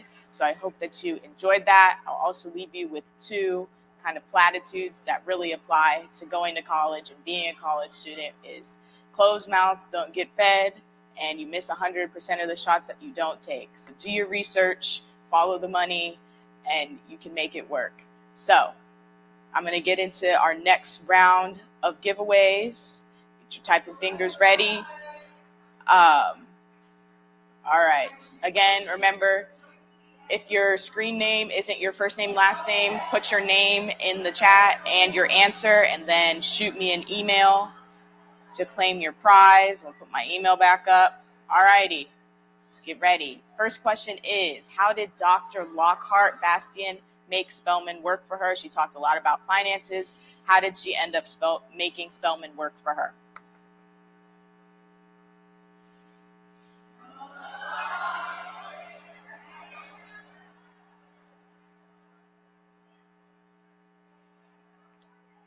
Okay.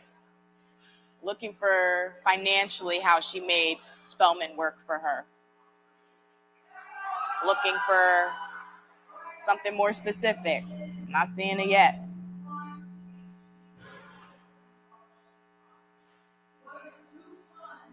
Where did the scholarship come from? Anybody? Anybody?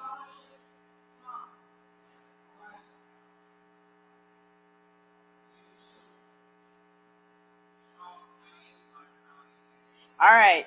So you have Sierra Miller, government and private scholarship. That is correct. She used a local Bahamian scholarship to help fund her education at Spelman. So Sierra, shoot me an email. You got that one right. We're going to get into the next question. What are two funds that HBCUs pull scholarships from? I'm looking for both of them. So let me know.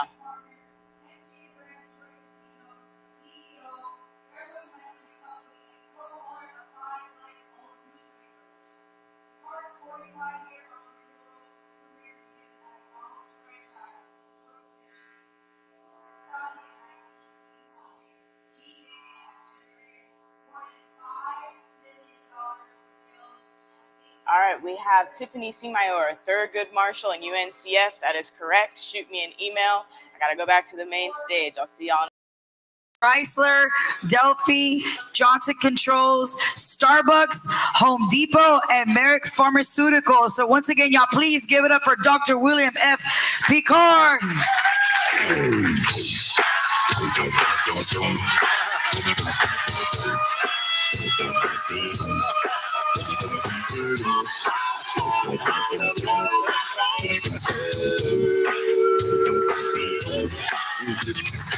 Ladies and gentlemen, young men and young ladies,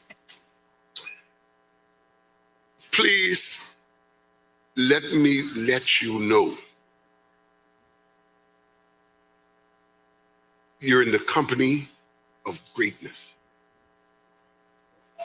The man I'm going to introduce to you all to speak, please understand this is truly an opportunity for you to learn. Now, let me tell you the context of this. Let me tell you the context of this, a personal story. 2 years ago, I attended the 10th anniversary of the Martin Luther King Memorial Foundation Gala event in Washington, D.C. At that event, they gave to the guests a copy of a book, this book called Millionaire Moves. I got a copy of the book. When I read books, I have a habit of underlining parts that I think are really powerful points. So I really enjoyed it. Having read the book, I kept it until the oldest of the grandchildren from the union of my wife and I kept it until she was 18. I gave her the book as a part of the gifts on the occasion of her 18th birthday.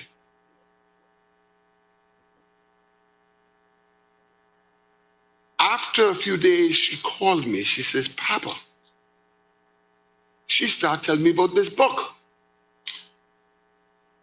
how much she was enjoying it, how she couldn't put it down. 2 days later, she calls me, or a few days later, she calls me, she says, Papa, I now have far greater clarity as to what it is I want to study in university as a result of this book. She was at a stage where she had applied to all these schools, going through the same process you folks go through. But this gave her greater clarity as to what to study. Now I'm telling you that story because my daughter, just like you all, she's about to graduate this year. In fact, she just made a commitment to the university that she's going to go to in September. So this ain't no old man talking to you, something that you may not relate to. I told you that story for a reason. Listen carefully to this man. And if at all possible, read the book when you finish. He has since written another book called Surviving the Shift. Surviving the Shift, okay? The final point I want to say, all right, let him speak. And when he's finished, I want to say something else. I want to introduce you to someone else. But ladies and gentlemen, young men and women, please understand how exceptional an opportunity you all have to be in this audience. This is big time, big time. This country we're deeply indebted to the Martin Luther King Memorial Foundation to do this.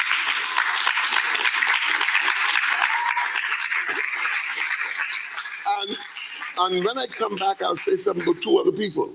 But please don't take these things for granted. Don't take these things for granted. These people choose to come here. They are pleased that you show this degree of interest. As the previous before you, continue to do that, please.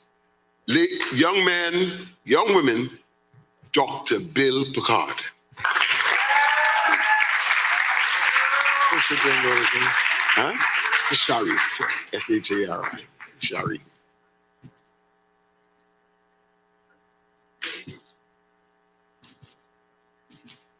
The world is not fair.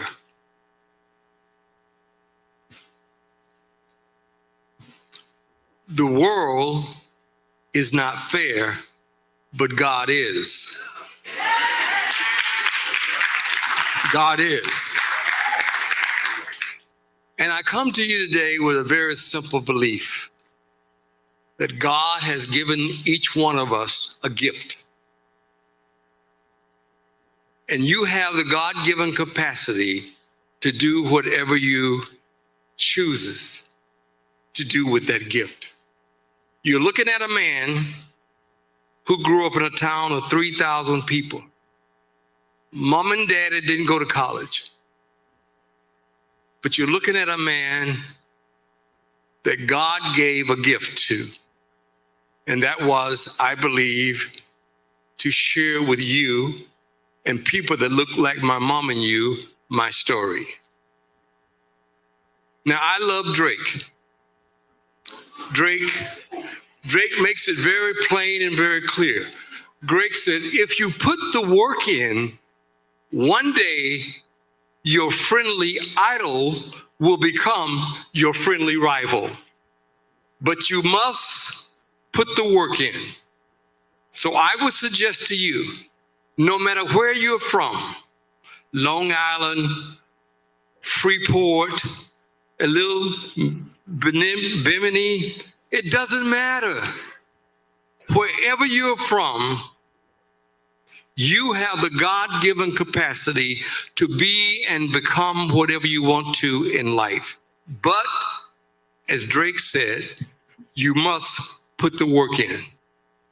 I believe that beyond a shadow of a doubt, that each one of you, everyone in this room today, can become whatever she or he desires in life, but you must put the work in. Now, I only have 5 or 6 minutes here, so I'm going to run through my book that I believe can change your life, much like God has given it to me to change my life. And I wrote it because you're looking at a man that had no mama and daddy in college, had no money to go to college, and yet all those things came true because I met someone along the way who gave me hope and inspiration. So the first point in my book is this: vision. Vision. The Bible says, without vision, the people will perish. You will never be what you cannot see. You must visualize whatever you want to actualize. Again, I love music. I love Jay-Z. But who wouldn't love a billionaire? You know what I'm saying? When Jay-Z, as you know, he grew up in Brooklyn, New York. He lived in the Marcy projects. Projects. We call that public housing today to be nice. But the story goes when Jay-Z was 19 years of age, he was sitting in the projects. And if you remember from seeing movies and things, projects have those little small windows. And the story goes that Jay-Z sat there one day and wrote a lyric. And it said very simply, your vision must be greater than the window you're looking through. And I would suggest to you today that no matter how large the window is, your vision must be greater. Now, this vision thing, along with your attitude, will determine wherever you go in life, in my opinion. You might not believe this, but you're looking at a man who went to college, and they told me that I was not college material. My ACT score was 12. My SAT score didn't even register. And they told me my aptitude was not suited for college. But my mama, like your mama, said, just give him a chance. Just give him a chance. So I went to what we call in America a community college. Took me 3 years to get out of there. But I stand here today to tell you, regardless of your aptitude, when you have a positive attitude, you can go to the highest altitude in life. My only request, Sir Franklin, is that when you get to the highest altitude, never forget the people that gave you your help to get up to that level of life. So I feel very strongly again that anybody in this room can become whatever she or he desires. Before I go to my seat, I want to tell you a couple of the things that I believe. Relationships are very, very important in life. Who knows you and who you know and the kind of people you meet along the way is critical. But remember, most relationships only can do two things. They can take you up or they can take you down. Relationships are critical. Now, I'm not going to get into your business because I ain't going to throw no shade on nobody, but I'm going to tell you what I believe, that every black man needs a black woman to help him create his dream.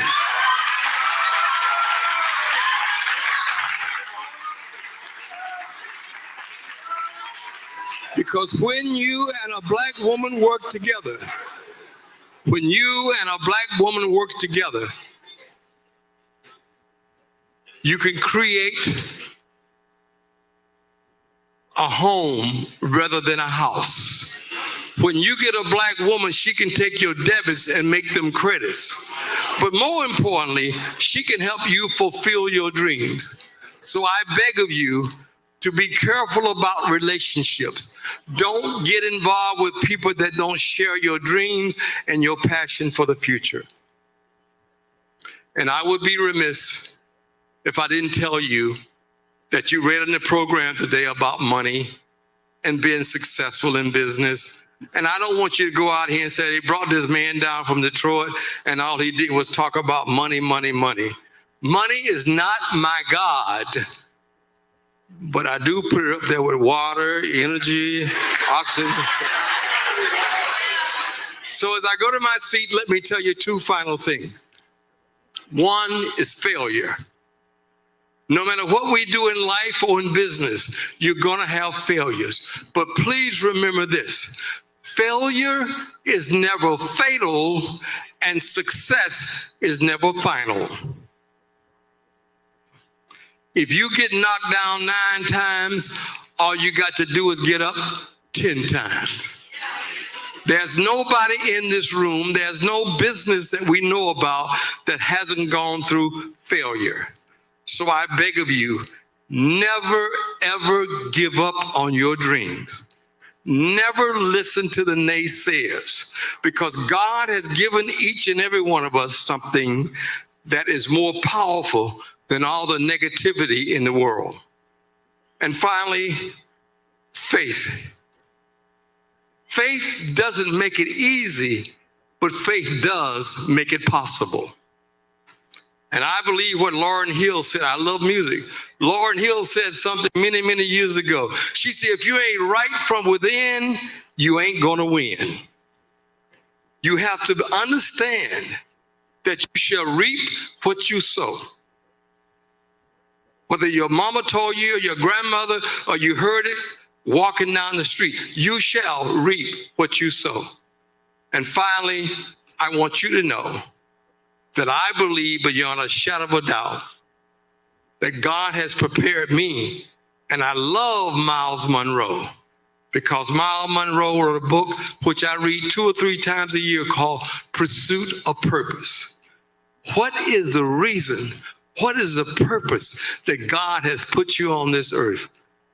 And beyond a shadow of a doubt is that because I believe that he wants me to tell people like you that if a boy with no college education from his daddy or mama, a boy that was born with little or no money, can become a very wealthy man in America, that all things are possible. So now that I knew Governor Smith 50-some years ago, then he introduced me to Eddie, and now I am a multimillionaire. But since I met Sir Frankie and Brother Johnson, I'm looking for the billionaire stage. But as I go to my seat, let me tell you, my mama told me, if you take one step, the Lord will take 2. And my grandmother told me God can do everything but fail. So I beg of you to just do your best, and God will do the rest. All right, guys, one more time, round of applause for Dr. William F. Picard. Young men, young ladies, you heard what the man saying? Now, I am here to just emphasize certain things. Understand certain things. All of which he commented on. Okay? Doc, he don't know this. But I'm telling you, he don't know this. My story is essentially the same story. His was in Detroit, mine was in Nassau. But the fact of the matter is, I was the 10th child, the last child in the family. The first 8 were girls. Number 9 was a boy. I was 10. There was a period of time where almost every year, one of my sisters got married. As they got married, I was happy because I got closer to the bed. By the time they all left, I got a chance to sleep, not on the floor, but in a bed. That's my reality.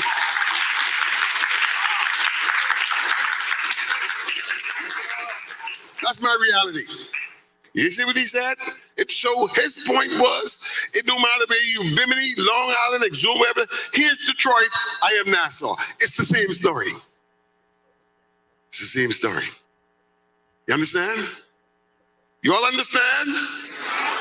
Man, you all ain't serious. You understand? Thank you, okay? The fact of the matter is this. He talked about relationships.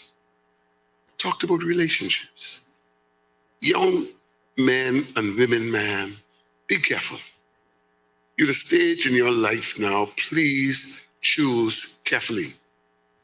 A good family friend once said, when your parents, the last prayer that a parent can do for all you all in this room now is to help you make the right choice with relationships. and don't rush it. It may not happen right now, but wait. No relationship is better than a bad relationship. That's my view. Now, I happen to get lucky. My wife and I, we celebrated 50 years recently.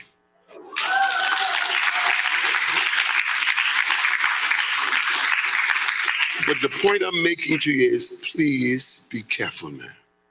Please be careful. Be careful. And so, this man, see what he said. Look at what he's got going for himself. Look at what all he got going for himself. He made the point about, also on that theme about relationships. They could pull you up, they could pull you down. You know why this event is here tonight? Just think about this, people. Just think about this. Think about this. Guy, look here for me, please. See, people, these are real stories. This ain't no fairy tale stuff. Out of here today, I want you all to leave. Yeah, I can understand it. Okay? Guy, please.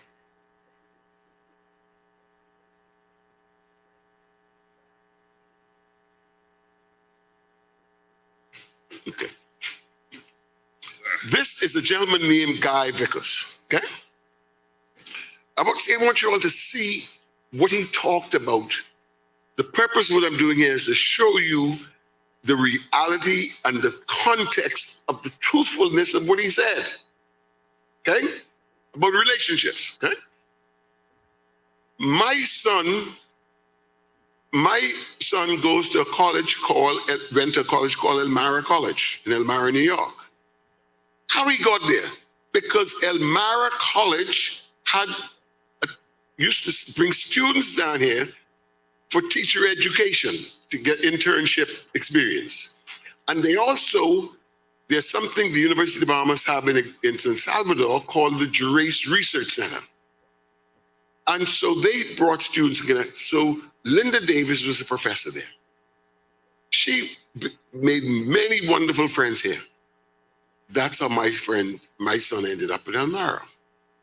So he goes to Elmira. Guy Vickers is from Elmira. I never knew this man before my son went there. Nothing. Okay? Years later, my son sits on the board of trustees of his alma mater. The president of the university, he tells the president he's going down to the Bahamas. The president of the university says, "What are you going in there?" Say hello to one of our trustees. It turns out he calls for my son, who's a trustee on the board. But it turns out he is the chairperson of the Tommy Hilfiger Foundation, because he and Tommy Hilfiger were friends from boyhood. He and Tommy Hilfiger are friends from boyhood. So now he's running Tommy Hilfiger's foundation. It's through him that Tommy commits the money to start the memorial. Understand? Listen to me carefully now. See what Bill told you about God? You take so many steps and then leave it to God? Yeah. Okay. So the fact of the matter is, Tommy starts the money. He runs the foundation. He's the chairman. So he calls me, he says, now he and his wife be all family friends now, okay? So he invites me to come to Washington for the 10th anniversary celebration. So I go to this event. So I say to him, I said, look, I have a friend. His name is Philip Brave Davis. He's a politician. At that time, he was not prime minister. I said, would you be kind enough to extend an invitation for him to join my wife and I after this thing? He is chairman, goes to this man, who's the CEO. The CEO say, fine, no problem. He sends the invitation to the prime minister to come to the memorial. Okay? The prime minister goes to the memorial. The way it works out, when the prime minister walk in, the executives of the Alpha fraternity, the national executive, are meeting in the same hotel. He takes the prime minister to address the national executive committee. He then goes on to extend courtesies to the prime minister, which were just amazing. Such the prime minister is there, he's meeting with Biden and Kamala Harris, and I mean, this man in Washington, D.C., take it from me, ladies and gentlemen, you see him here? In Washington, D.C., this man here is greatness. Give him a round of applause.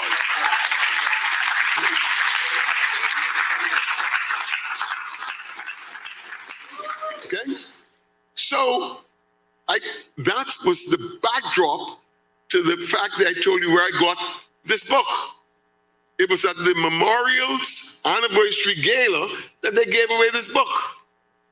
And that's how it led to that. Isn't that an interesting story, people? How then can you possibly doubt the accuracy of what this man says? You do so much and then, you see where it goes? Now, so think about it. Before the trip the prime minister and I made to Washington, D.C., this man didn't cause this event to happen in the Bahamas. See what I'm saying to you? It was the first year after the prime minister went there, he brought this event to the Bahamas last year and now this year.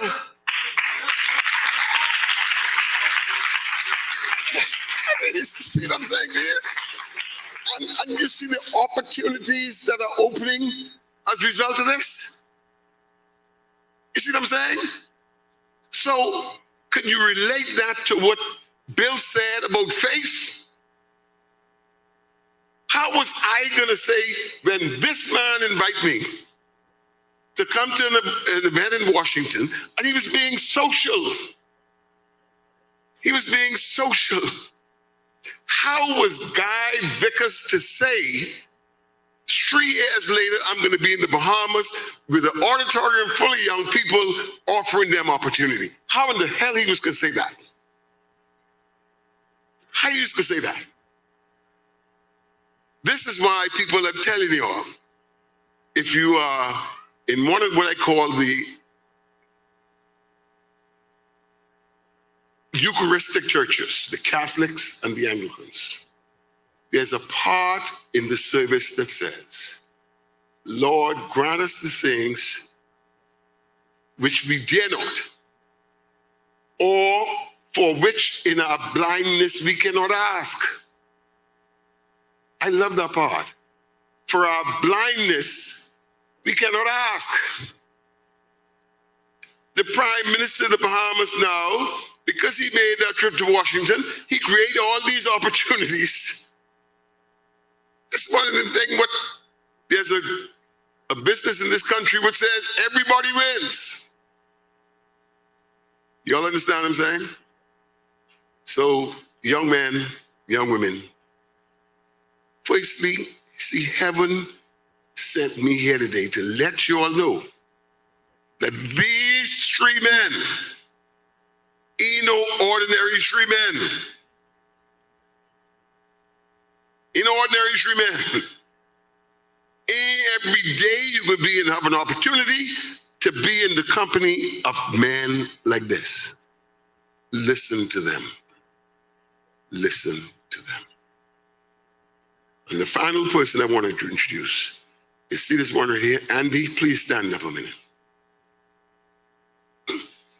Andy, come here one minute.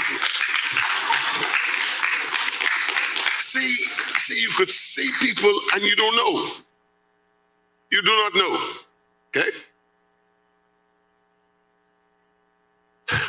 And there are any number of Bahamians who move overseas for whatever reason. Andy was born, Andy, where did you grow up? Topham Bay Lutheran. Topham Bay Lutheran, okay. Now, this is Dr. Andy Ingram, okay? You now look at, in the hotel industry, one of the biggest names in the hotel industry is this man.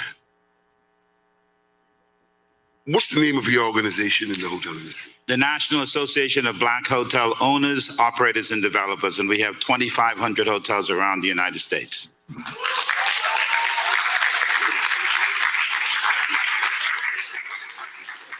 Now, let me tell you all something, okay? I didn't know this man. I am invited by the leadership of Starboard Hotels. Starboard Hotels, at the time, they had the St. Regis brands and a whole lot of other brands, et cetera, et cetera, et cetera. I am invited to attend a meeting of Starboard in New York City. I go to this place, and who the hell I meet in this meeting but this man at one of the really fancy hotels in New York. So I'm there. I still don't know him. Let Andy tell you what happened. Thank you, Sir Frankie. I was invited to speak in New York City, where we recruit African Americans or people of color to own hotels. I was not told that Sir Frankie was attending, and I was the speaker. So I got up on stage and I recognized him almost immediately. I saw him, his lovely wife, Fran, and his son, and his daughter. And I had to tell people how I got into the hotel business. Very easy. As a young man sitting at Roxtown Airport with my father, getting ready to catch a flight to Nassau, a black man arrived on a private aircraft. He had a white tennis outfit, short pants, and I had never seen a black man get off a private airplane. I asked my father, who is that man? My father said, that's Frankie Wilson that just got the Cotton Bay Club. I said, the Cotton Bay Club down the street. I want to get into that business. So I got up and I said to the audience, primarily all white people, I said, this is a black man that runs a hotel in our country. And they were all shocked. Last week, Wednesday, he opened Jack's Bay. But I would be remiss if I didn't tell you that during Hurricane Dorian, Dr. Bill Picard called me. And I said, Doc, I'm running a relief effort and I've got to go. I've got 30 containers that I need to load on a boat because if I don't get it to Abaco and Moores Island, we would run out of food. And Dr. Picard said, wait a minute, Andy, you guys don't produce anything in the Bahamas? I said, no, except my parents own a Keynote factory. Do I know what a Keynote is?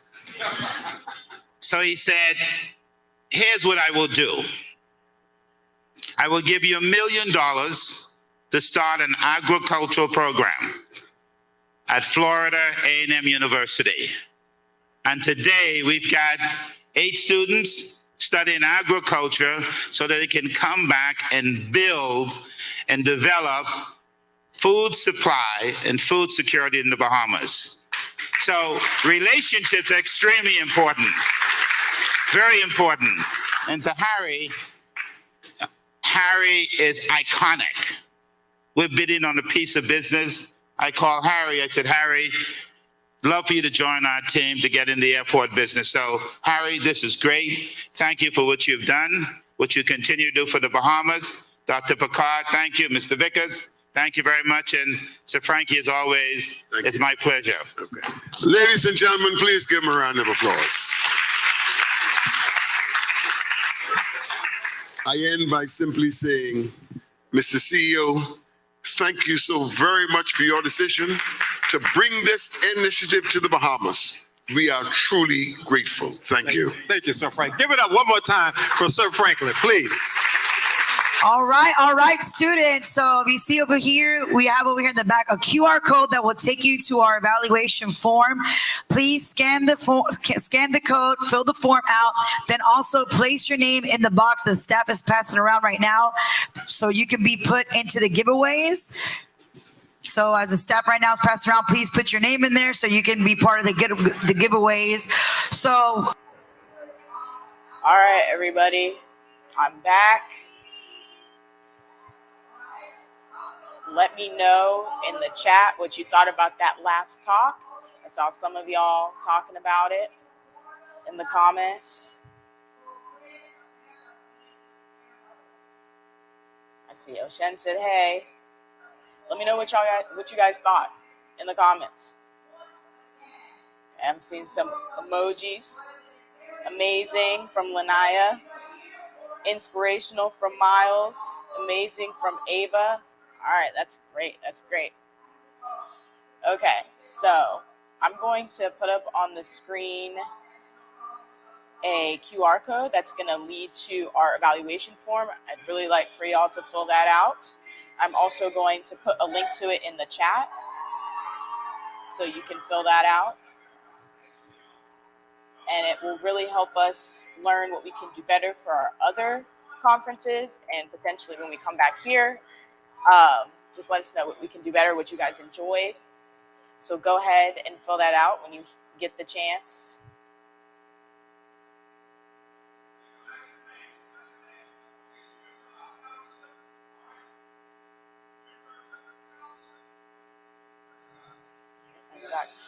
All right, let me cut back to the main stage because they're going to do the scholarship presentation.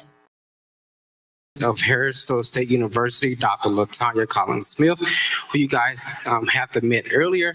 I'm also with our Vice President and Chief of Staff, Dr. Alandria Stewart. And we are proud today to award four scholarships for today's event.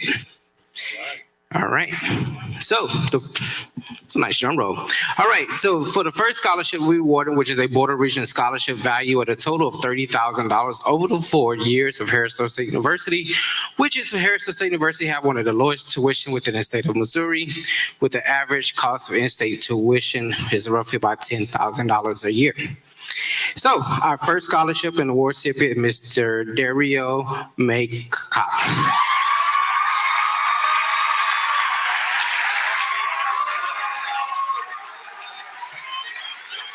And he's representing from St. Augustine College, so come on down. Come on down. When your name is called, y'all gonna go to come over here and come up to the stage.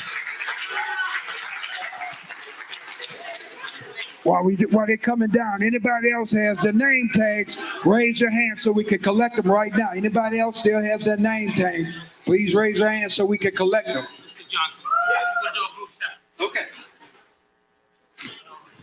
Oh, wonderful. Please. All right.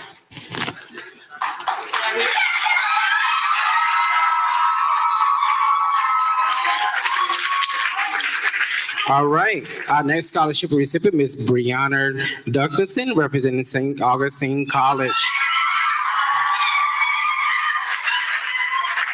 And she's virtual, so I understand she's attending virtual. All right, and our next scholarship representative is Ms. Brianne Janae Miller, representing St. Augustine College.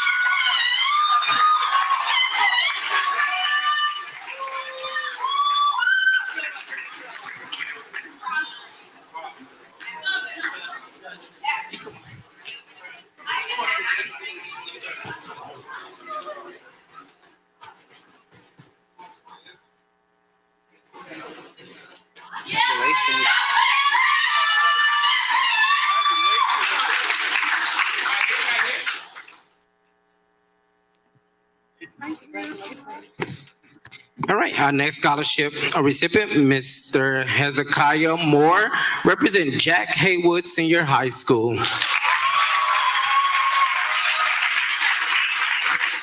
And Mr. Moore is attending virtual. Once again, thank you again to all of our scholars. Today, if you visit our table, we do have your contact information. Our admission office and department will be in contact with you within the next couple of weeks, or probably by the end of by Monday by the time I get back to St. Louis. But we will definitely be in contact with you guys. Again, more information, visit hssu.edu. Thank you. Give it up for Harris Stowe. Good, thank you. All right. Philando Smith, Dr. Roger Smothers, are you here, or have you already given out all your scholarships? He's what now? He gave all his scholarships. All right, good. Now, let us get ready for our prizes. All right, so the 100 person to follow us on Instagram is BossmanBrand21. Hey!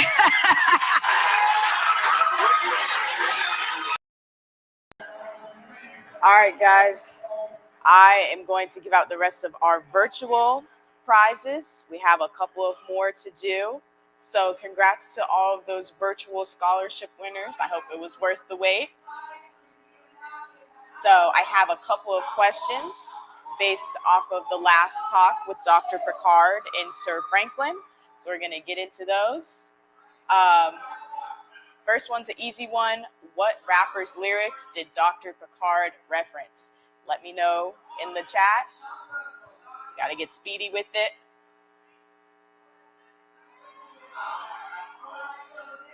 All right, we have Anton Lowe. He was quick. He said Jay-Z, and that is correct.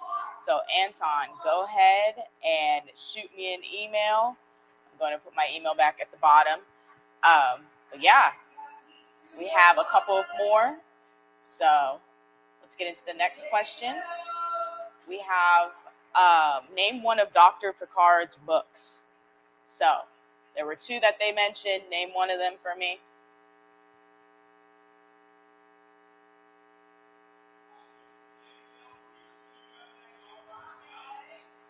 All right, tens.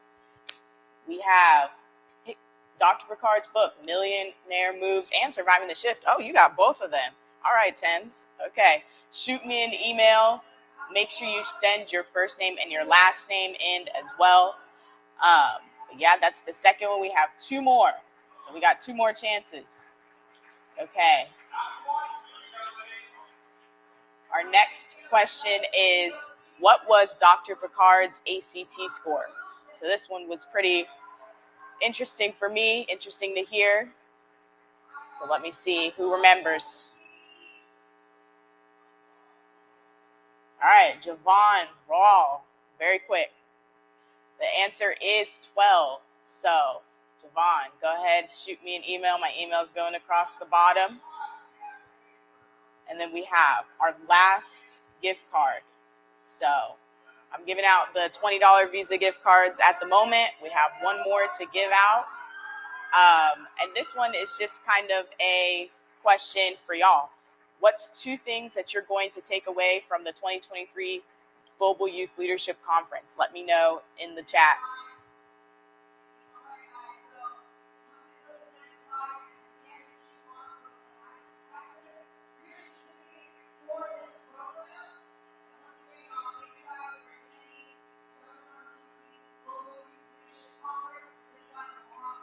All right, hold on. We got Orlander? Failure is never fatal, and success is never final. Faith makes it possible. So that's really good two pieces of advice that you're going to take away from today. I'm glad that you were able to pull out those little nuggets of knowledge.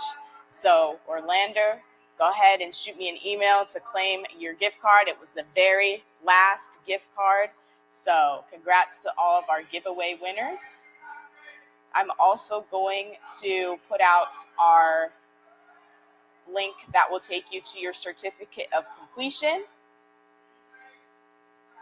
Going to put that up, and I'm also going to put it in the chat so you can have access to that. It is a Google folder, so you're just going to go to the virtual folder and search for your name. It's by last name, first name, in alphabetical order. So go ahead and scan for that. I also put the link in the chat.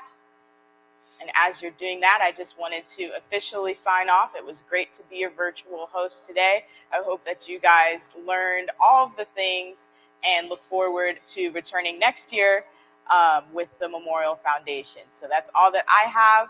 Hope you added some more tools to your toolkits. I know you all will be successful in your future endeavors. So I'm signing off. Have a great rest of your day, guys.